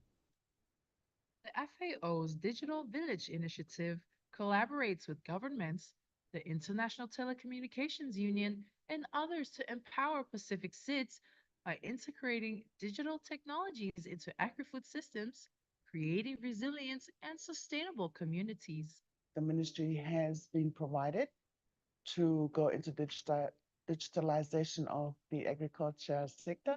And we're very grateful again to FAO for providing us the opportunity to do that. We are currently in the process of developing our work plan activities to enable the digitalization of the agri-food systems in the country. And we look forward to implementing this with FAO support.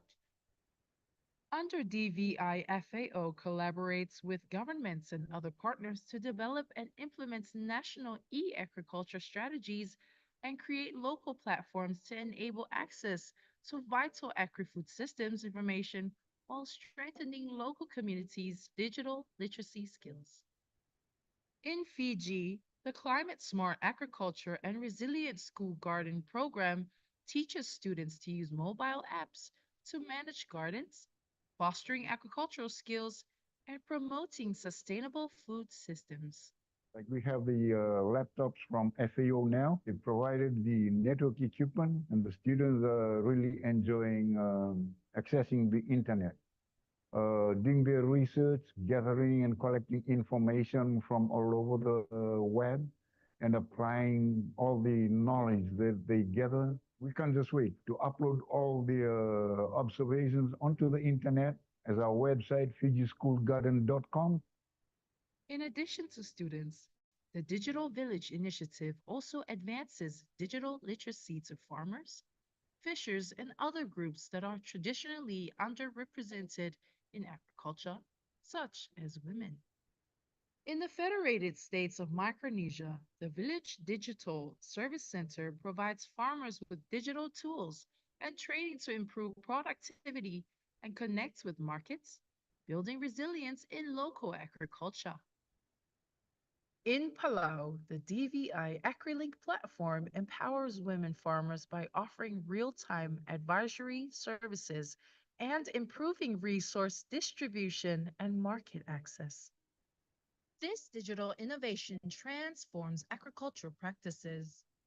FAO has also assisted the Ministry of Agriculture and Livestock to roll out 2 digital hubs in Palau province under the DVI initiative, assisted the farmers to enhance the access to agriculture information and market information. In the Solomon Islands, village digital service centers provide access to agricultural and fisheries training, healthcare information, and market platforms, empowering communities to thrive. A digital literacy program in Samoa equips fishers, particularly women and youth, with the tools they need to manage their businesses efficiently, ultimately improving economic resilience and sustainability. In Tonga, DVI helps women's groups improve home gardening practices through the use of digital tools and mobile apps. More productive and resilient home gardens boost food security and foster community collaboration. From Tonga to the Solomon Islands, Fiji to the Federated States of Micronesia, and all throughout the Pacific, FAO's Digital Village Initiative is making a difference, helping communities overcome challenges, build resilience, and create sustainable futures through digital innovation.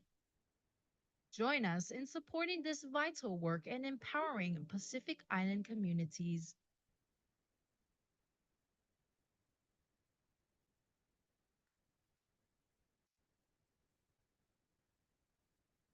All right. Now, I will ask the representative from RMI to kindly take the floor and share with us the story related to the Digital Hub initiative. You have the floor, sir. Thank you, Joseph. Excellencies, honorable ministers, distinguished delegates, colleagues, ladies and gentlemen. Yahweh and good morning to you all. In early September of this year, the FAO and the Ministry of Natural Resources and Commerce officially launched the Be Marshallese by Marshallese Marketplace, a web-based e-commerce platform established to support Marshallese-made goods business activities. Like many of its neighbors, the Marshall Islands faces significant challenges, including limited agricultural land, vulnerability to climate change, and a heavy reliance on imported food. These challenges calls for innovative solutions, and the introduction of the digital e-commerce marketplace is a significant step forward. The marketplace will serve as a bridge that connects Marshallese producers with broader markets, enabling them to showcase their agricultural products, such as handicrafts, coconut products, and traditional local food to consumers both locally and internationally. The platform serves as a vital connection between producers and consumers, as it allows multiple vendors to display their local products, creating new opportunities that were previously out of reach due to traditional market limitations. The platform is not just a marketplace, it is a tool for empowerment. It provides local producers, particularly women, smallholder farmers and fishers, with access to a wider market, enabling them to enhance their livelihoods. Platform is a step towards preserving the Marshallese cultural heritage by offering a formal marketplace for traditional handicrafts, coconut products, and other local food products. It supports the sustainability of these cultural practices while also contributing to the economic resilience of the Marshall Islands by diversifying income opportunities and reducing reliance on imports. We thank the FAO for providing ongoing technical support and capacity building to ensure that we can effectively use and benefit from the platform. Komol and thank you for your attention.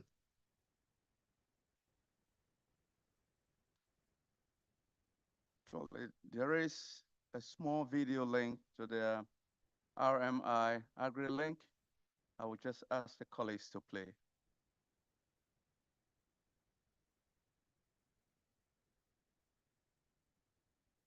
E-commerce platform, in September was we actually was a formal handover for launching of the e-commerce platform. Called the Marshallese by Marshallese platform.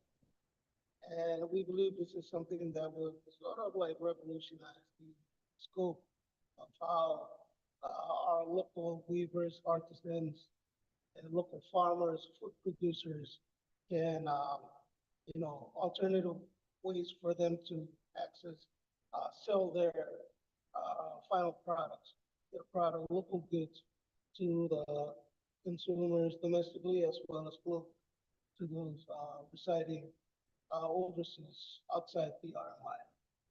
And we are now, given that we just launched it last month, we believe, well, back in September, and we believe it will, catalyze and revolutionize how people market and sell their goods to Right. Sorry, colleagues. Domestically. Something has gone wrong with the, we have a glitch with the technology in playing this video, but the colleague already shared with us this background. Thank you very much and sorry for that inconvenience. I will now invite the colleague from Palau to kindly provide a quick brief on the Palau platform. Sir, you have the floor.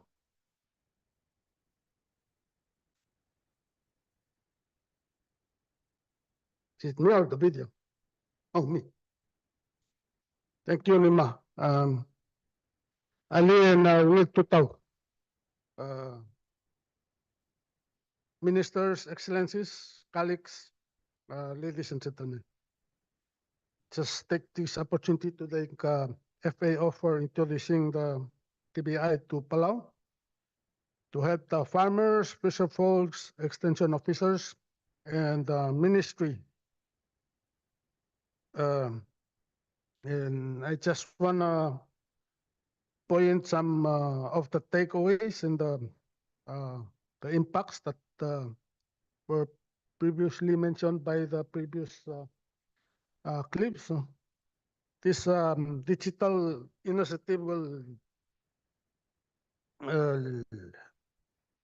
help connect the farmers and the fisher folks to the market.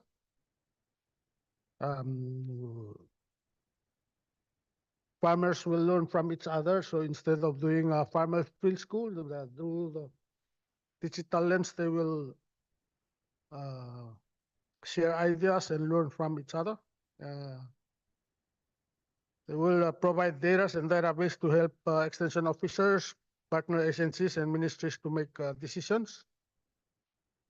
As you know, Palau has an aging farming communities. This will open an opportunity to involve youths and students through digital lens.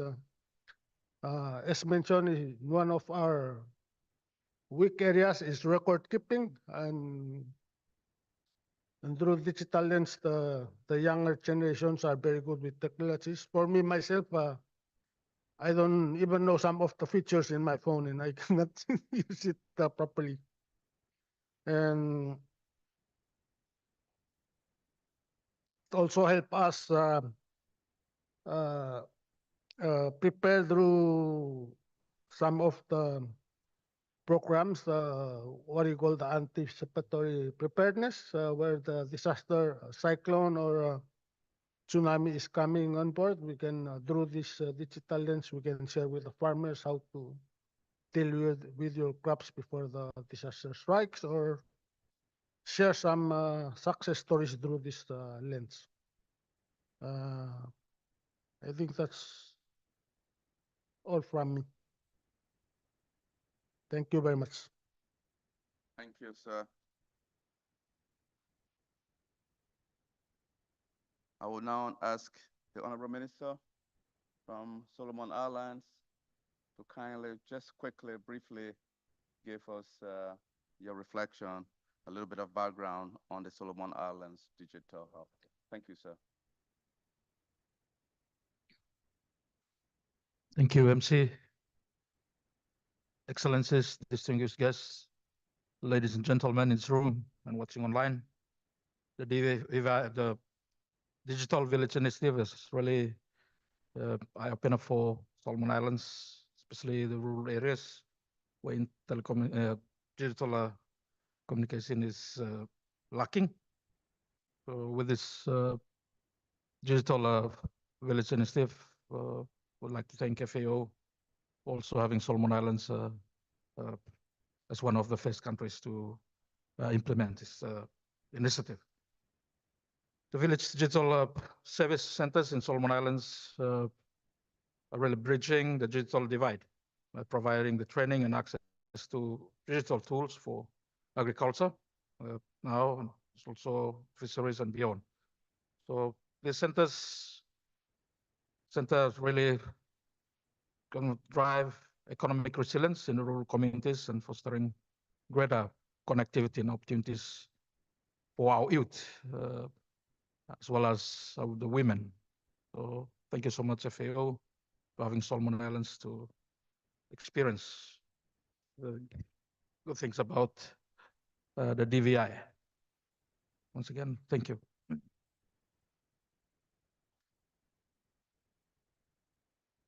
Thank you, Honorable Minister. I will now invite a reflection from Dr. Tarek Rashid from Civil Authority. You have the floor. I come here.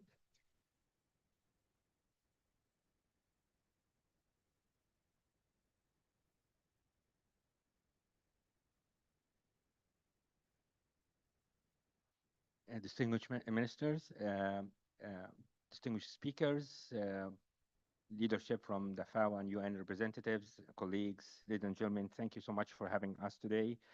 And I just like to introduce myself a little bit in very brief.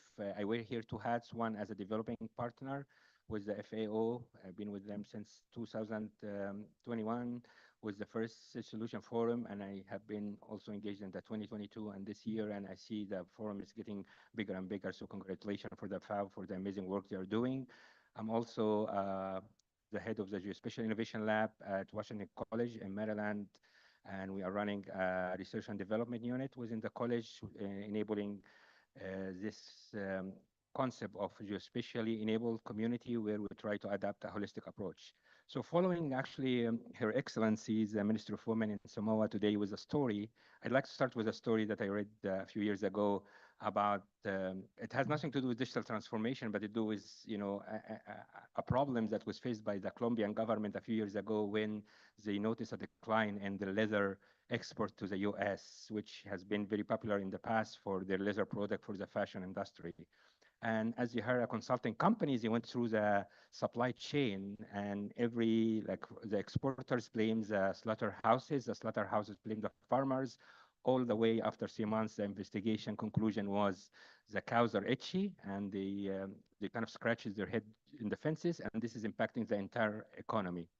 Why I'm mentioning this story? Because when we think about digital transformation in the village, digital village initiatives in the Pacific region, it's not about implementing solution in isolation, but it's really bringing together the entire ecosystem, the digital ecosystem. So a solution that's presented in Marshall Islands, on Palau, or in Solomon Islands, they are not only about empowering women or bridging community, it's also about health, about nutrition, about economy. It's all connected to each other. And this is this concept of what we call it digital ecosystem. And I think the work that we have seen today in terms of the different case study implemented in the Pacific Islands are very indicative and representative of this concept of ecosystem, one solution connected to many others, bringing together this holistic approach. So with that, I'd like to highlight two reflections on two areas. I think it is, you know, already included in the recommendation, and I think it is very critical to look at them one more time. The first one has to do with the scalability and replication of this village initiatives across the Pacific, and bringing together what was in the previous session when Mr. Mohammed Mansouri was talking about investment. So there is a need to enabling the digital ecosystem and open it for investment from the private sector, from the government, from the donors. And that comes only when the government adopts some sort of policy to provide some sort of incentivization for investment, incentivizing private sector donors through, you know, example of some measures like tax reliefs, subsidies, and co-financing that can help, you know, attract more investment in digital village, and also lead to potential replication and also resource mobilization. So policy, investment come together to enable to attract more investment, and that will ultimately support the scaling and replication of the digital solutions. The second one is go back to this, what we call it, the principle of digital development that has been promoted for a while by the EU, by the UK aid, by the US aid, which includes several principles. One of them is community-driven and user-centric solutions. So the idea of building digital literacy and community ownership, where we promote community-led development programs and fostering local ownership. So at the end of the day, these digital solutions are not seen as external intervention by the government or the donors to support the digital initiative, but rather coming from the community, owned by the community and maintained by the community. So this can only be done by focusing inclusivity, privacy, and collaboration, and empower community to adapt and sustain digital transformation as their own solution rather than as external intervention. So in closing, honorable ministers, esteemed leaders, and in digital transformation is indeed a butterfly effect. It impacts all aspects of life, and we have to look at from this holistic perspective that when we implement a solution, it's not only just providing digital connectivity, but rather changing the entire, ecosystem and introducing a set of positive ripple effects that address every aspect of the life. By taking this holistic approach that include investment, policy skills, ownership, we can build a digital transformation and ecosystem that empower Pacific community, and that will really change the face of life in the digital villages. So this is my 2 cents, and thank you so much.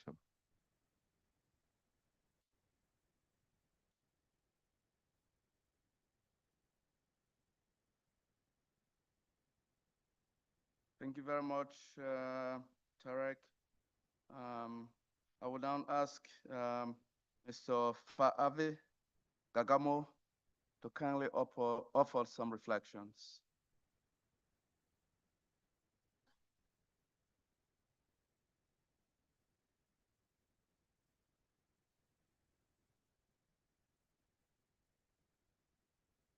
Mua me matatu sa na si whaftai ma le whanetanga tātou tapa awan langi. Ona ua whai an tātou maor nea no tātou te talta noaima whaaso whaatasi. I'd like to acknowledge our Father in heaven for his goodness and his grace that we're able to stand before you here today, that we're able to mingle, tala noa, whaasoa, and share. I understand now, Joseph, why you asked me to come. I think I've achieved one thing this morning, and that's to lower the total IQ of all our panelists. And I'm so glad that I can do that, because then simple guys like me from a village in Potasi, in a village in Sakalo, in Falealili, can understand what's going on. I am humbled here today because it's not lost on me that we are not the only community out there coming up with solutions from the grassroots. And so I stand here humbly to represent a district of 13 villages in Falealili. I'm currently based in Potasi, and I whakapapa or connect to the village of Sakalo in Falealili. I must mention my wife's village, Tafatafa, in case she's listening. And just, the CEO of everyone's family, right? We get it. We get it. And then also I connect ancestral links to Whangamalo and Savai, Whaamoeto law there. And I understand that I have ancestral links from there to the Tuifiti. So, and just in case I offend my Fijian family, I just want to welcome you in a simple welcome that brings together my Samoanness, my Whangamaloness, my Tuifiti connections by saying Bulofa. Oh, good. I met the Associate Minister for Agriculture, Tomasi. If he's here in the room, please accompany me to the airport so that I can get through the border in case I offend anyone. But I just want to connect also to my Tongan heritage, Maufanga. And if you're here from Tonga, Maufanga hard, no mess with Maufanga. And all of that to say that we are one Pacific family. And I'm mindful that I must also acknowledge my own government that's here today. To the government of Samoa, they've enabled an environment, this current government, where the diaspora can come in and play a part. They welcome us now. And I say that, Guardian, I hope I'm in a safe environment. I hope you're not recording this, Joseph. But I want to acknowledge the Malo Samoa, because it's quite difficult as the diaspora to come in from the Pacific anywhere, and try and assist or help. We are very mindful of the protocols, not only of our family, but our government. My father always said to us as we grew up, "Awaningalo Samoa." Had no idea what that meant. And now that I'm starting to grow up a little bit, or grow out a little bit, I understand what that means.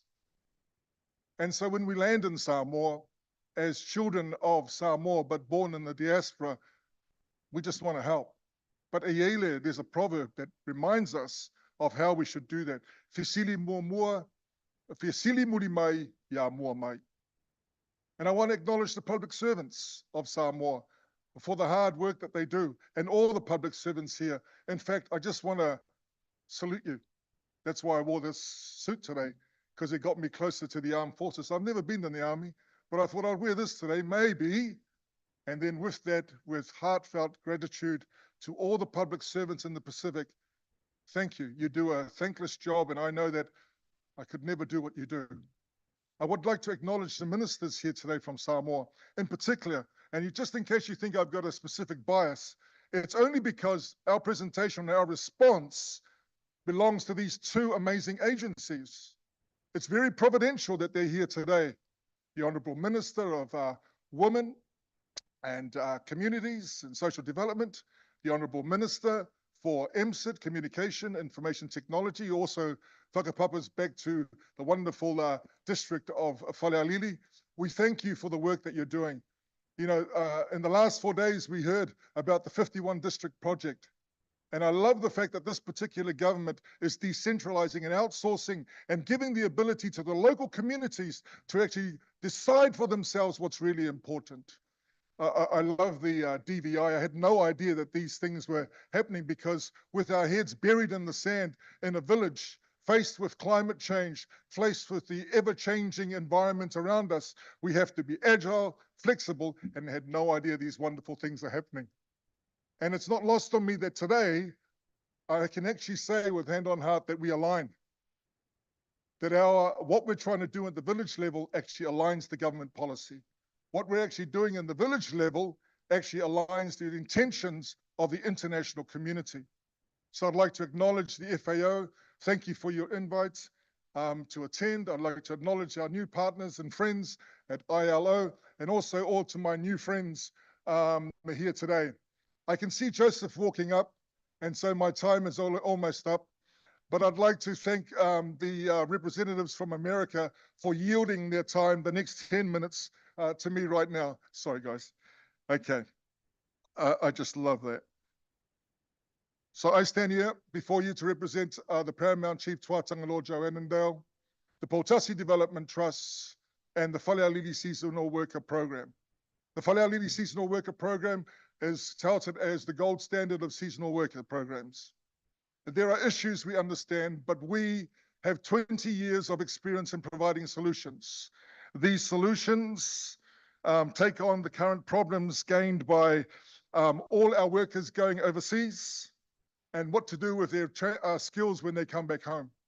So we greet them with solutions. We're into vertical farming as at 2 days ago. We run hydroponics to aquaponics, because one of the guys that went to Wairarapa to work in a seasonal worker program came back and said, I just found out and learned all about aquaponics. Can we do one? And we said, yeah, why not? Let's do it. We're self-funded. In fact, the way that we fund ourselves is through the seasonal workers themselves. I'm not going to tell you how, because it's actually worth something. Just kidding. We deal with the problem of women who stay behind. And we all know the importance of women. You know, tama poto if non tama, tama walemat waleton if I non tina. Mum carries us. I really admired the speech given by the Honourable Minister this morning. And she touched on, we're all fathers, we're all parents, brothers, sisters. But it's our women who are left behind. So our leadership, and that's the key here, is leadership. Servant leadership. Leadership that pushes self-agendas behind. leadership that thinks selflessly of your village. That when your children are walking around with no shoes, you want to put on sand shoes or speedboat or supercharge that child to be the best they can be. And it's not lost on me again that that's where we come from. That those who came before us. And so our leadership at Botasi Development Trust, they empower communities, they empower the people in our village. We have solutions that work, and what we would like to do is to scale them and then share them. It's not ours to hold. It's actually ours to share with all our Pacific family. My surname is Ngangamoe, which connects me to the American Samoa. Eele Malaya Ngangamoe, which is known where the US Marine Corps landed. And all I can say is to all of us who've been talking on the outside of this wonderful forum, we're all connected in one way. Yes, we have issues, but we're working with real life solutions that can help assist. We have circular economies, art centers, women in farming. We're training women to drive tractors and bulldozers. They've got amazing dexterity and skills. And then we look to the future and we wonder, what does global labor mobility look like in the future? Because with automation and technology, we can see that the sunset industries like our low-skilled labor and manual labor is going to be defunct in not too long. So the leadership of the Botasi Development Trust and the Falealili Seasonal Worker Program reached out to the Tamarix Group. And the Tamarix Group, along with our network partners, Crayon Tech for Good, a technology company based in Norway, and the Microsoft Global have decided to assist in setting up tech academies in the South Pacific and in the villages. Why I say I'm aligned, when I listen to the responses today and things that were shared, I just felt, hey, we're all aligned. We're all interested to do good. I leave you with this thought. How many of us have young children? Raise your hand if you have young children or children at all. All right. Keep your hand up if you want our children in 10, 15, 20 years to continue going to New Zealand and Australia, stand under the hot sun, and pick fruit for a living. Digital transformation tackles that head on. Digital transformation allows all of us to play. The digital workforce of the future, we have to determine that now. And at the Botasi Development Trust, the Falealili Seasonal Worker Program, along with the largesse and the assistance of the government of Samoa through its various agencies, and for all the wonderful people in Samoa, we're doing it now. So ni whamanuia le tua I tātou maftanga. I tū mau pele awa lofo le tua ia te o tō umalava. May God continue to have his blessing and his covering upon all of us here today. For you in the international stage, may God continue to bless you as you endeavor to do good. For all of us in the Pacific family, may God continue to bless you as you endeavor to do good. Attorney General, Director General, and Honorable Ministers, Your Excellency, may God continue to bless you and long live Falealili. Off take.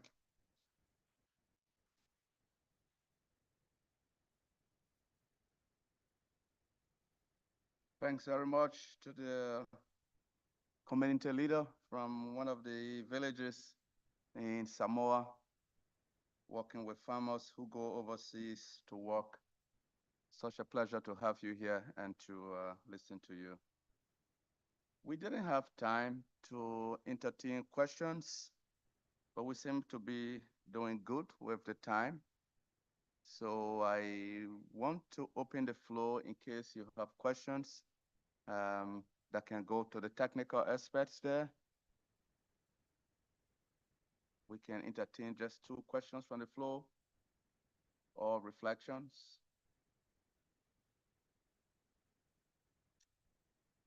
Okay. Looks like oh, sorry, sir. Yes, please go ahead. Yeah, go ahead. Thank you. I'm Sir G. Bang from Papua New Guinea, the Department of Agriculture. We've talked in this session on climate smart agriculture and digital communication. I wanted to point out that to be able to be climate smart in agriculture in the Pacific is to deal with the impacts of climate change in the Pacific, and there are 4 of them. First is the El Nino drought, and in the Pacific can be up to 9 months of dry weather under an El Nino. The second is the La Nina that follows immediately after an El Nino, and it can be several weeks of continuous rain or months, which also impacts negatively on production. The third is the salinity, due to the rise of the level of the sea and incursing into farm gardens, soil. And the fourth is the increase in temperature, which could be from 1 to 2 degrees Celsius. So we need agricultural solutions for this impacts of climate change, for which research and development is needed. That's why I mentioned yesterday, where is the role of SPC in this such discussion, if they have been doing such research or have been working with the research institutions and the universities in the Pacific to come up with such solutions.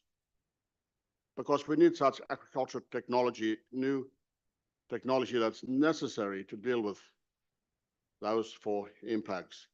And I think this is an important discussion. And going forward, we need to look at how the research can be enhanced for drought-tolerant crops or for irrigation, simple irrigation systems. As the salinity problem exists, the crops such as the taro or that we grow in the Pacific and the other staples, the saline tolerant crops that we need. And when the temperature increases by 1 or 2 degrees Celsius, what does that mean for our current crops? And especially those crops for which pollination is important. The increase in temperature will then there be a pollination problem because of the temperature increase and the insects that are responsible for pollination. Also the physiology of the crops and whether we need new varieties to be able to adapt. So this is a critical question on research for development and dealing with our changing climate in the Pacific, and that we can consider seriously going forward. Thank you.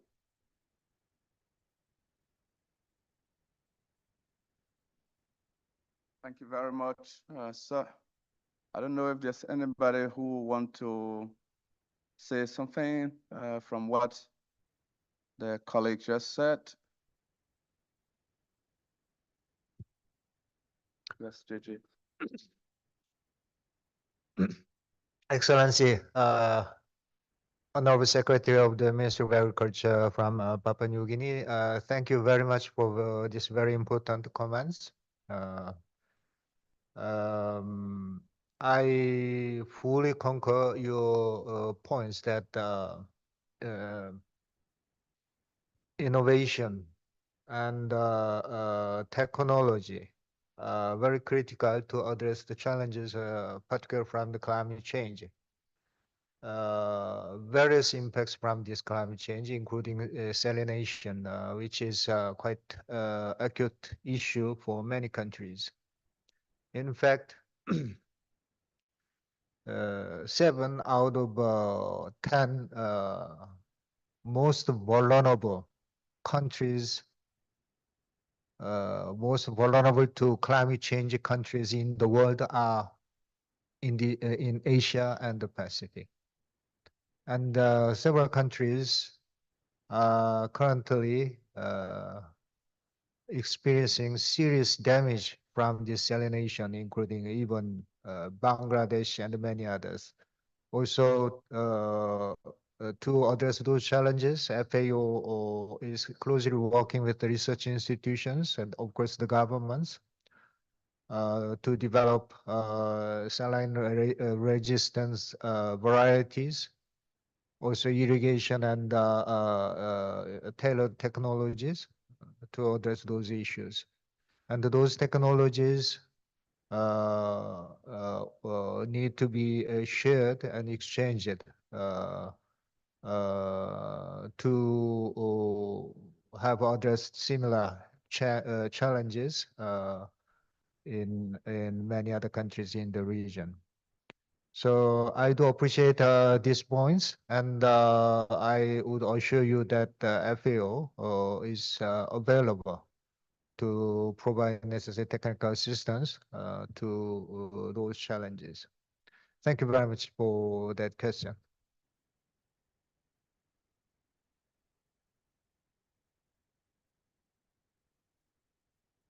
Thank you, JJ. I think that will, oh, all right, Excellency, please go ahead. So last question. Thank you. For coffee. I applaud FAO initiative in taking the digital way to the farmers. This is a solution for the lack of extension officers, especially in isolated villages and islands. I'm challenging FAO and also recommend. I know I have a friend from Tonga named Siwa, is a doctor of soil science. This guy can look at the leaves and can tell what sort of disease, what sort of minerals it lack in the soil. Would the FAO will create a platform, a live platform that in different countries, that a farmer like me will look at a crop with a different face every day, different look, take a photo using a mobile phone and send it to these people, or send it to the platform or the apps, so those people can provide a better advice. No, it's a thing that we need to do. If we want to find solution, we can utilize a digital world as a part of solution through using our scientists, those who actually have the better understanding in terms of diseases and soil nutrients. Thank you very much. Okay, thank you very much, sir. So this is the third forum here in the Pacific, and during the first one, we went around not only in the Pacific, but in Asia and other parts of the world to identify different solutions of digitalization. And actually, we did identify several solutions in Asia. And one of them, I can't recall the name now, but it's well profiled. It's used in Cambodia, Thailand, and Vietnam. So it's a solution where that farmers, exactly what you have explained, farmers can be on the farm, and if they see, for example, that the taro leaves are blighted by some kind of disease, they just take a picture of the taro leaf, and then they will send it to the government headquarters, and instantaneously the government extension services can provide guidance. So we did share this tool, these solutions, and it's available. We are here to facilitate the processes of copying and expanding these kind of tools. So we are very happy to provide, to join a partnership with governments. We will be happy to take on this recommendation after the forum so that we can engage your country to look into this. Thank you very much, sir. Thank you, Joseph. Just to complement what Joseph mentioned, actually, FAO is organizing a global symposium, a big symposium inviting the government, the ministers, even head of states, the academia, private sector, to discuss about exactly the issue raised by the representative farmer, which is very critical, which is about soil management.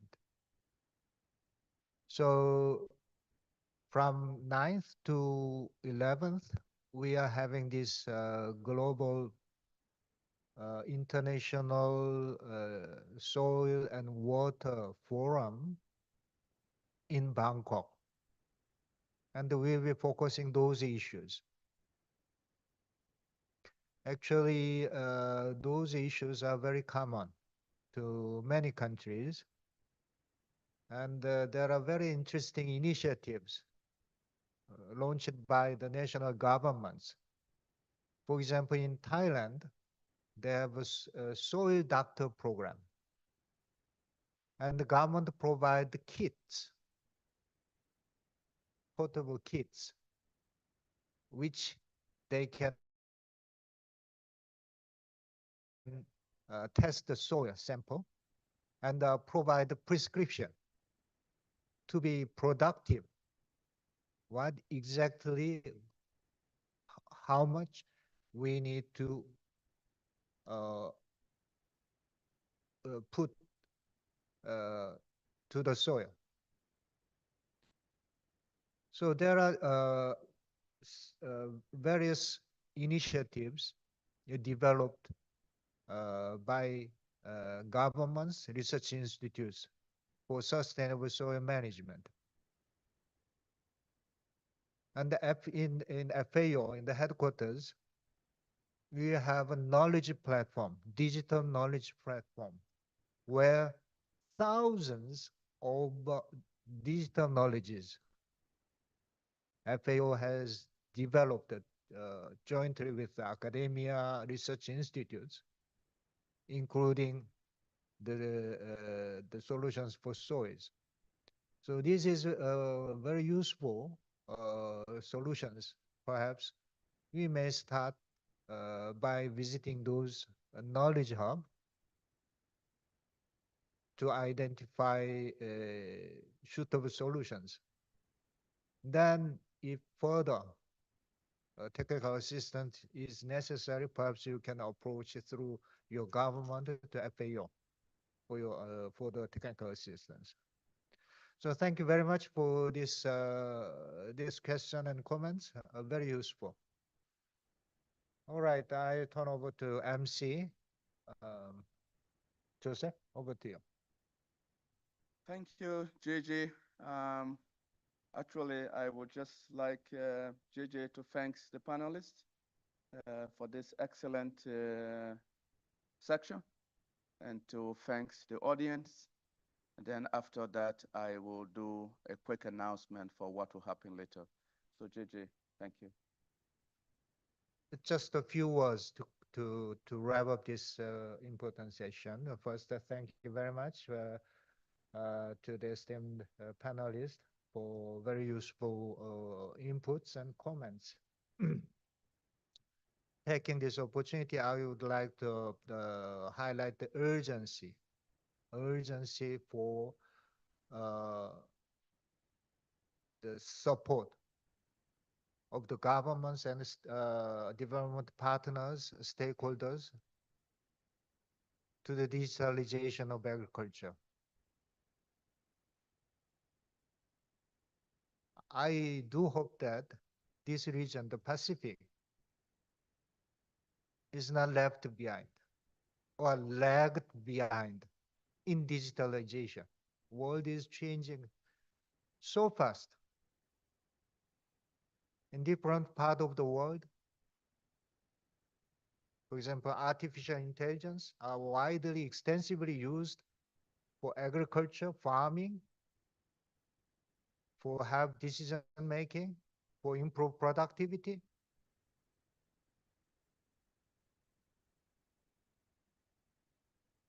I do hope that this region is not left behind. Digitalization is not necessarily most sophisticated, affordable for only those few, but rather is widely available. So we need to facilitate the adoption of this digital technology in agriculture and farming. And there is a very important role of the key players, including governments. FAO is one of them. We are doing our best through digital village initiatives. Please let us know where we need to provide further supports and how we can effectively support you.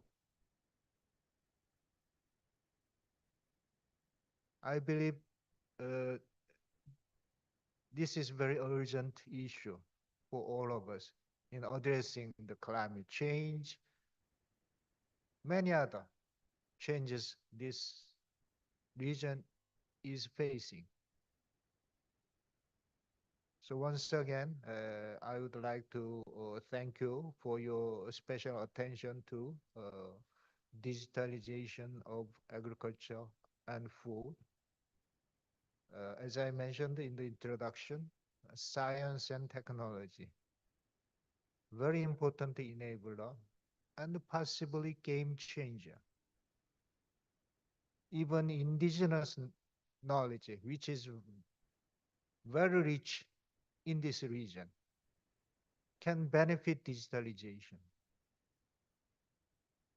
So let's join hands to support this region, to accelerate the digitalization for food and agriculture. Thank you very much.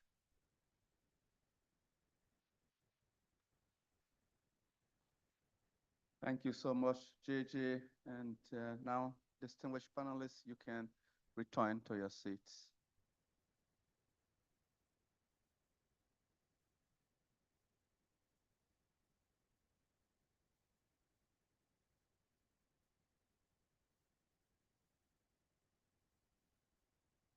All right, ladies and gentlemen, we will now go for coffee break. We should have gone at 11:15 and now it's 11:26. So it's not too bad if my clock is correct. After the coffee break, today I would not say you pick up your coffee and go to the breakout sessions, have your coffee break. Then we will have breakout sections that begin at 11:30. So breakout section 1, the title is Leveraging Partnerships. Just be sure. Just one moment, make sure I'm reading the correct title. It's Leveraging Partnerships with Private Sector to Enhance Market Linkages, Access to Finance, and Agricultural Inputs for Smallholder Farmers in Fiji. And this is organized by the United Nations Capital Development Fund and Market Development Facility, Cyberfood, and this will be in the Orchard Room. The second breakout section is titled Tools to Enable Atoll Islands communities to transform their food systems despite future uncertainties. This is organized by Live and Learn, Environmental Education, the Cultural Institute. And this will be in the Gardenia Room. The third one is, the title is Better Infrastructure and Decent Jobs in Rural Areas. This is being organized by ILO.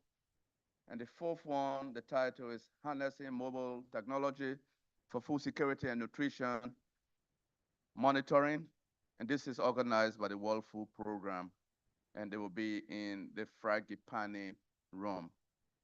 So ladies and gentlemen, enjoy your coffee and you go to these sections. After these sections, then we will go for lunch. And immediately after lunch, we will come here for the official opening ceremony, which will be very brief because we have agreed with the host government to modify the program, so it will be quite brief here. Thank you very much and enjoy your coffee, breakout sections, and lunch. Thank you.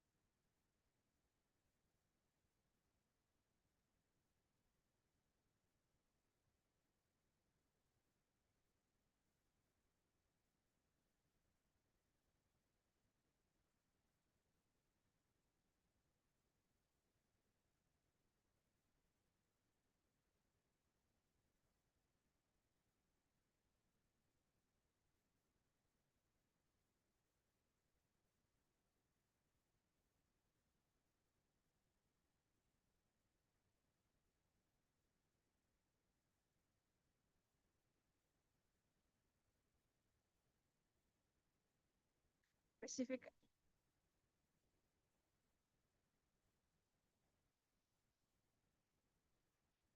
Mudah tentunya bahwa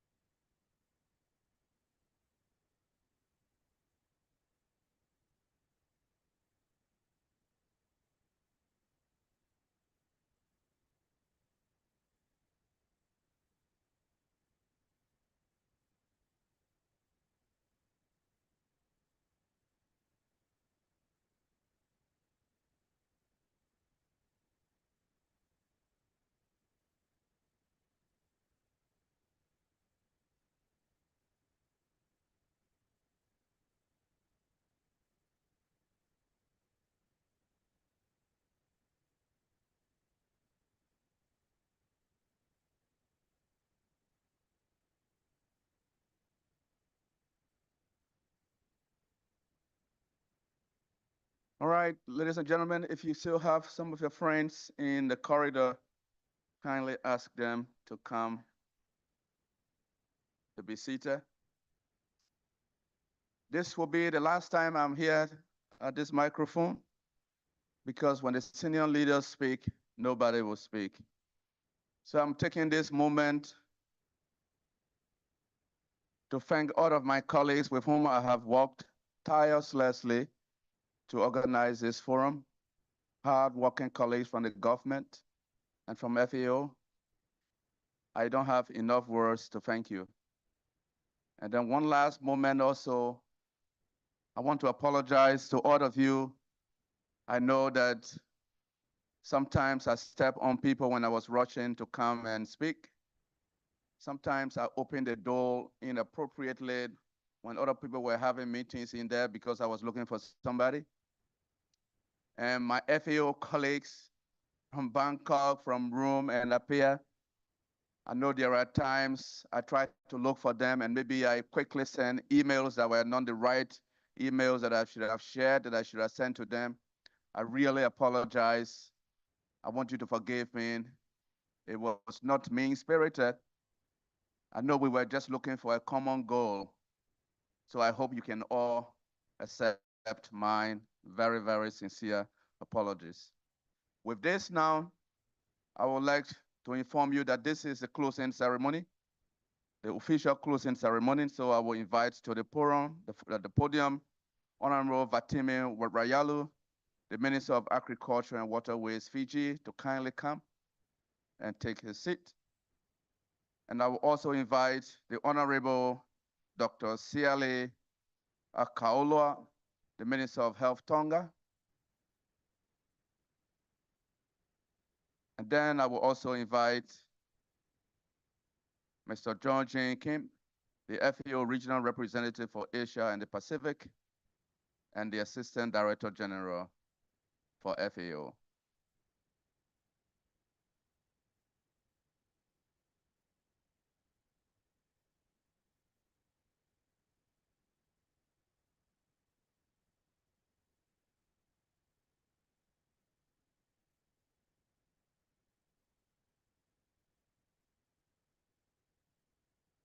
Ladies and gentlemen, because I will not come back to this podium, I just want to remind the honorable people that we are listening to three interventions from them, or four if you want. One is the opening remarks by the Minister of Agriculture. And then we will have Dr. Siale, the Minister of Health, who will read the conclusions from the forum. And then the FAO Assistant Director General will deliver opening remarks from FAO. And then the Honorable Minister will speak, and then we will all leave. So ladies and gentlemen, I hope the honorable people have understood the sequence. I'm going to disappear. Bye-bye.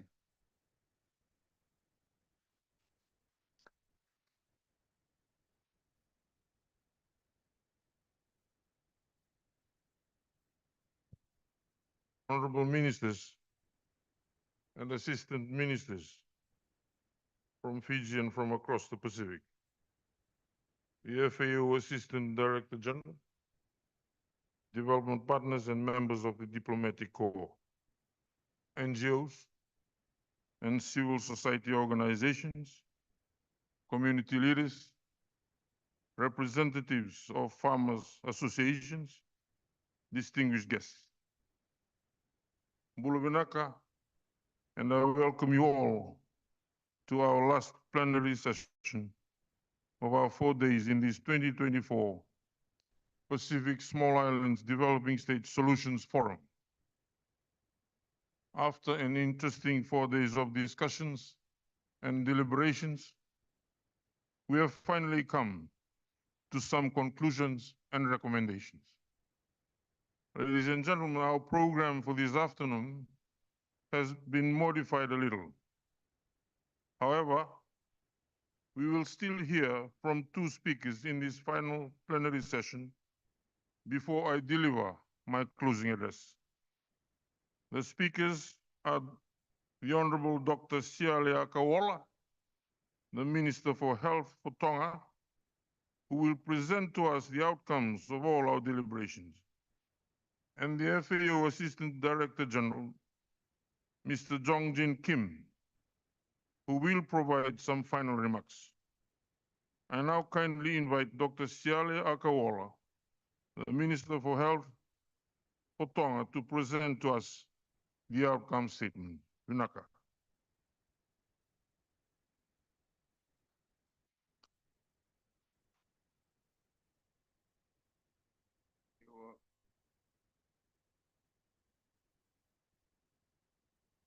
Honorable Minister of Agriculture and Waterways, Fiji, Your Excellency, Assistant Director General, FAO, Honorable Ministers, distinguished guests, ladies and gentlemen. My part in this is pretty easy. I'm just going to read out the conclusions and recommendations. But before I read it out, I just wish to say this to you, Joseph. Thank you very much for what you've done for this. I've never seen anyone so active in any meeting like this. And you make it feel like a real Pacific Island meeting.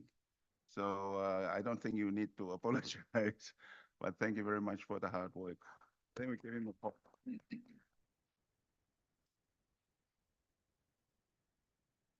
So I'm going to read out what is there on the screen. Conclusions and recommendations from the 2024 Pacific SIDS Solutions Forum, Nadi, Fiji, 5 to 8 of November 2024. Partnership recommendations. 1. We acknowledge and appreciate the excellent generosity and hospitality of the Prime Minister, Honorable Stephen Rambuga, government and people of Fiji in co-hosting this very successful Pacific Small Island Development States SIDS Solutions Forum. 2.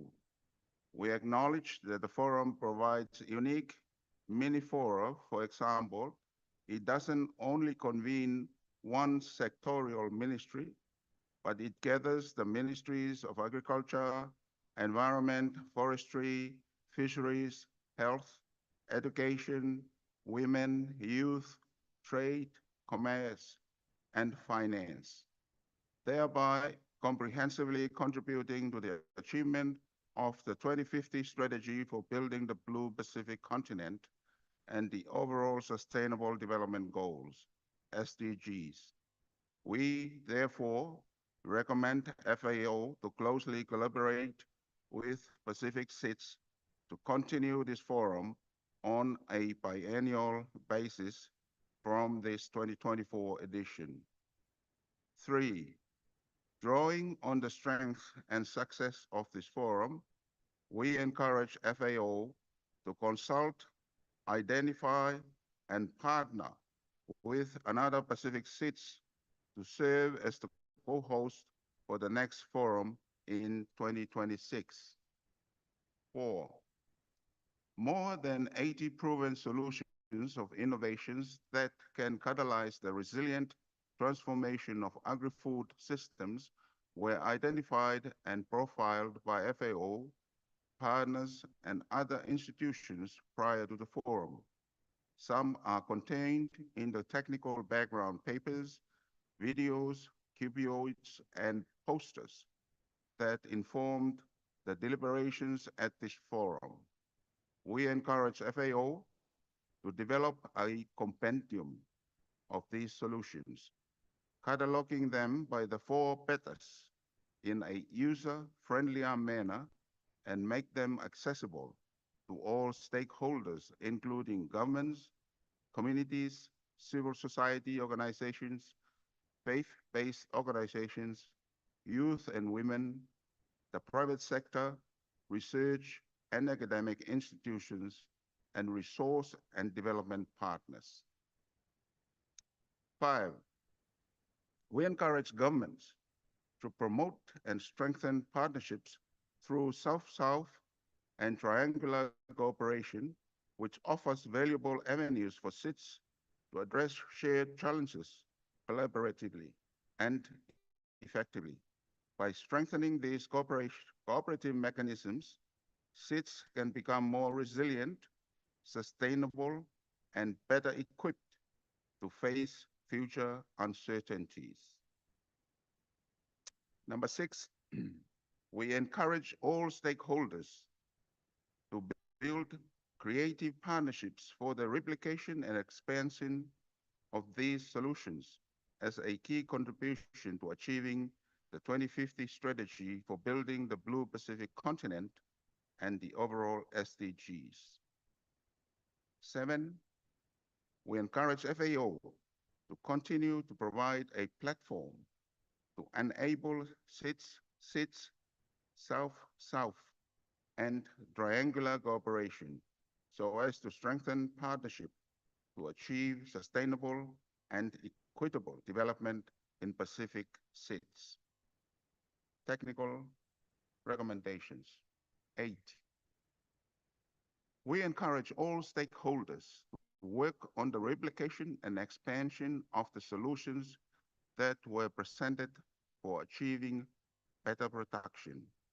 For example, those related to agribusiness incubation centers, strengthening pest and disease prevention and management, activities related to climate resilient production in livestock, fisheries, aquaculture, and other sectors or subsectors, and facilitating market access and trade, including through investments in the International Plant Protection Convention and its e-phyto solution.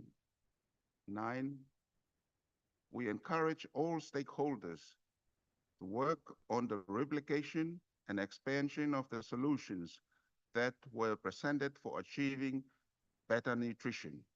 For example, developing and implementing food-based dietary guidelines, strengthening and implementing Codex Alimentarius standards, and other areas that need support or intervention. 10, we encourage all stakeholders to work on the replication and expansion of the solutions that were presented for achieving a better environment. For example, forest conservation, protected area establishment and carbon trade, strengthening climate resilience and disaster risk reduction, and other areas that need support or intervention. 11, we encourage all stakeholders to work on the replication and expansion of the solutions that were presented for achieving a better life.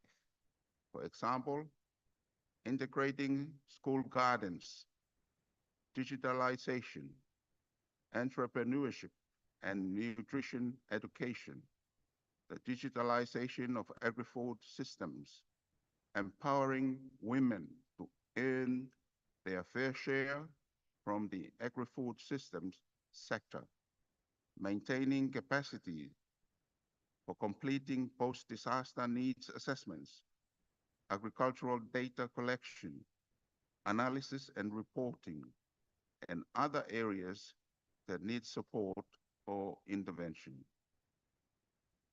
12, we encourage FAO to accelerate its support to Pacific SIDS on the production, analysis, and dissemination of timely and quality agricultural data and statistics, which is vital to close the existing data gaps and design evidence-based policies. In particular, dedicated support is needed on strengthening the development of statistical capacities of the governmental institutions in charge of these tasks. And we encourage the donor community to support FAO's efforts in mobilizing resources in this direction. 13, we encourage FAO to continue to strengthen coordination and engagement with regional bodies and institutions in the Pacific in implementing these recommendations to amplify synergies and avoid duplication. 14, we encourage FAO to do more outreach to Pacific SIDS to increase national awareness on the FAO's corporate initiatives, especially the Hand-in-Hand initiative and the One Country, One Priority product initiative, so that other interested Pacific SIDS that are not currently involved can join in these initiatives and obtain technical and other support from FAO. And lastly, number 15, we encourage FAO to support resource mobilization in order to facilitate the replication of solutions in the Pacific SIDS to transform agri-food systems. Vinaka.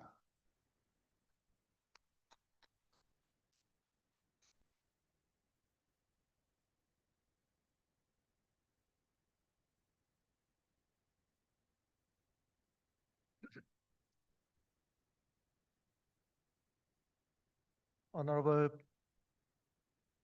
Patimi Dayalu, Minister of Agriculture and Waterways, Fiji. Honorable ministers from across the Pacific.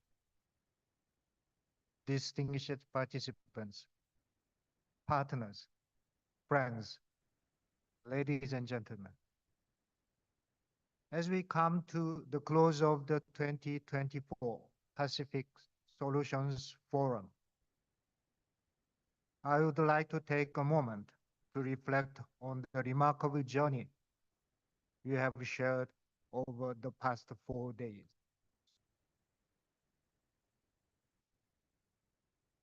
We have gathered from all corners of the Pacific and beyond, united by a common goal to drive a meaningful transformation in agri-food systems and to build a resilient, sustainable future for the Blue Pacific continent. Throughout this forum, we have explored the interconnected pillars of better production, better nutrition, a better environment, and a better life, recognizing how these areas are critical in shaping resilient agri-food systems. We have learned that a sustainable future requires integrated, holistic approaches that address all dimensions of the development. We have had rich discussions on the importance of the partnerships as the cornerstone of achieving our goals. Notably, we delved into the various solutions, including FAO's flagship initiative, such as the Hand-in-Hand, One Country, One Special Products, and the Digital Village Initiative, all of which offer vital pathways to support and accelerate the work. The solutions we have explored, the partnerships we have strengthened, and the shared knowledge we have gained are all critical to the progress we aim to achieve. As we conclude, I am filled with renewed hope and determination. Let us carry forward these commitments and insights from this forum, ensuring that we continue working together across sectors, governments, various stakeholders, communities, and development partners, and the regional organizations to realize the vision of sustainable agri-food systems for all. Thank you for your invaluable contributions your passion, your dedication. Together, we'll continue shaping a brighter future for the Pacific SIDS. And I look forward to the work ahead. Finally, on behalf of FAO, I would like to extend sincere gratitude to the Honorable Sitiveni Rabuka, the Prime Minister of Fiji, Honorable Fatimi Rayalu, Minister of Agriculture and Waterway, the government and people of Fiji, for very warm hospitality we have enjoyed throughout past 4 days. Also, I would like to thank the Secretariat from FAO and the government, particularly Minister of Agriculture and Waterway, for hard work over the past 2 months in planning and executing this forum. Thank you very much. Pinaka Bakalevo.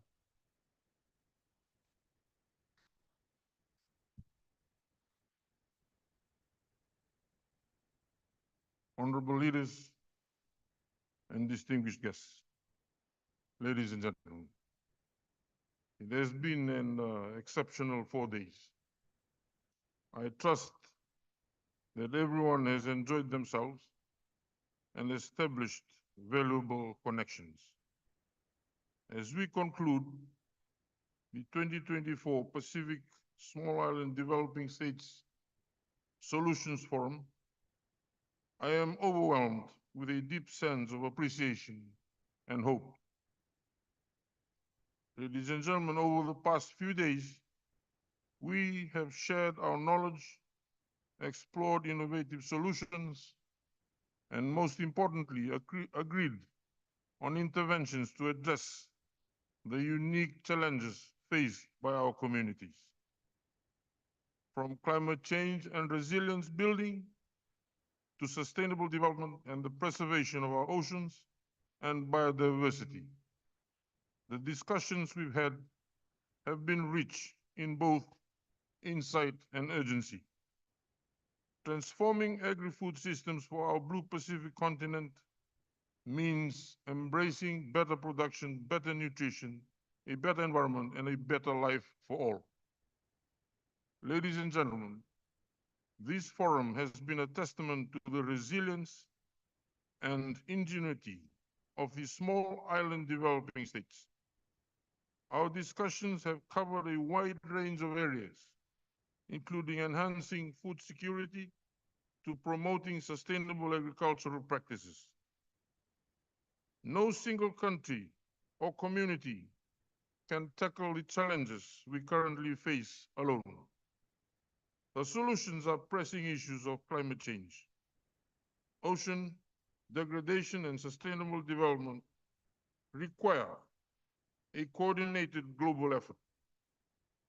Partnerships, whether it be between governments, international organizations, civil society, or the private sector, has never been more important. This forum has underscored the need for a collaborative, multi-stakeholder approach to finding solutions that are not only practical but equitable.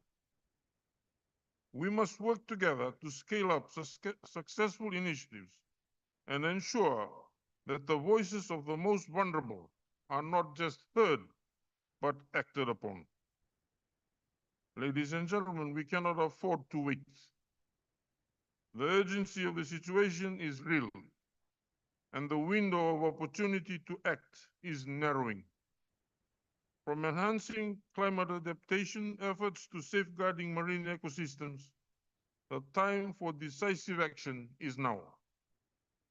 Ladies and gentlemen, let us also continue to push for the inclusion of the Pacific Small Island Developing States in the global decision-making processes and ensure that the financing mechanisms, policies, and support systems are tailored to your needs and aspirations.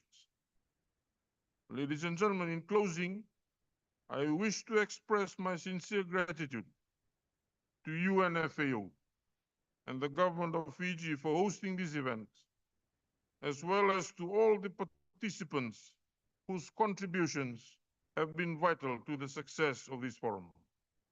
To our partners and sponsors, we thank you for your support. Your commitment has enabled us to make these critical conversations happen and to keep the momentum going. And to all the delegates, thank you for your dedication and contributions. You are the drivers of change, and the world is listening.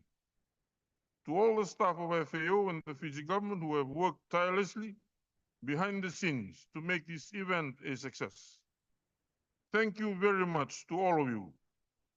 Let us live here united, inspired, and ready to take action and create a resilient Blue Pacific continent. I wish you all the best and safe travels back home. Thank you.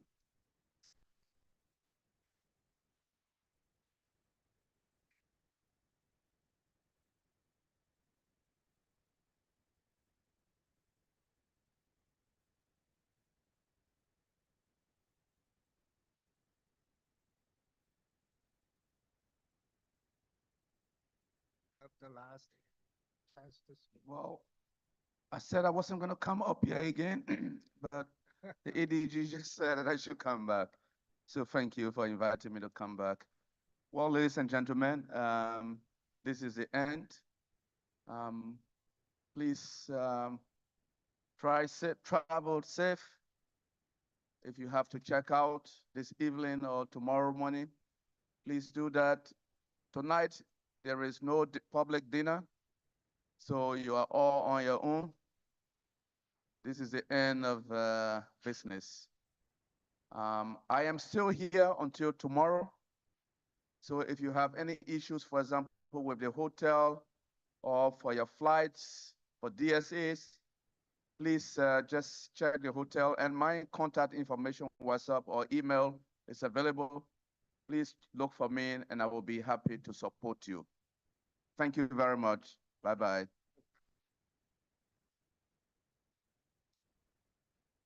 Honorable Ministers, you can now go and the Ministry of Agriculture, Fiji, through the minister, is hosting a get-together at the Lenga Lenga Research Station, where you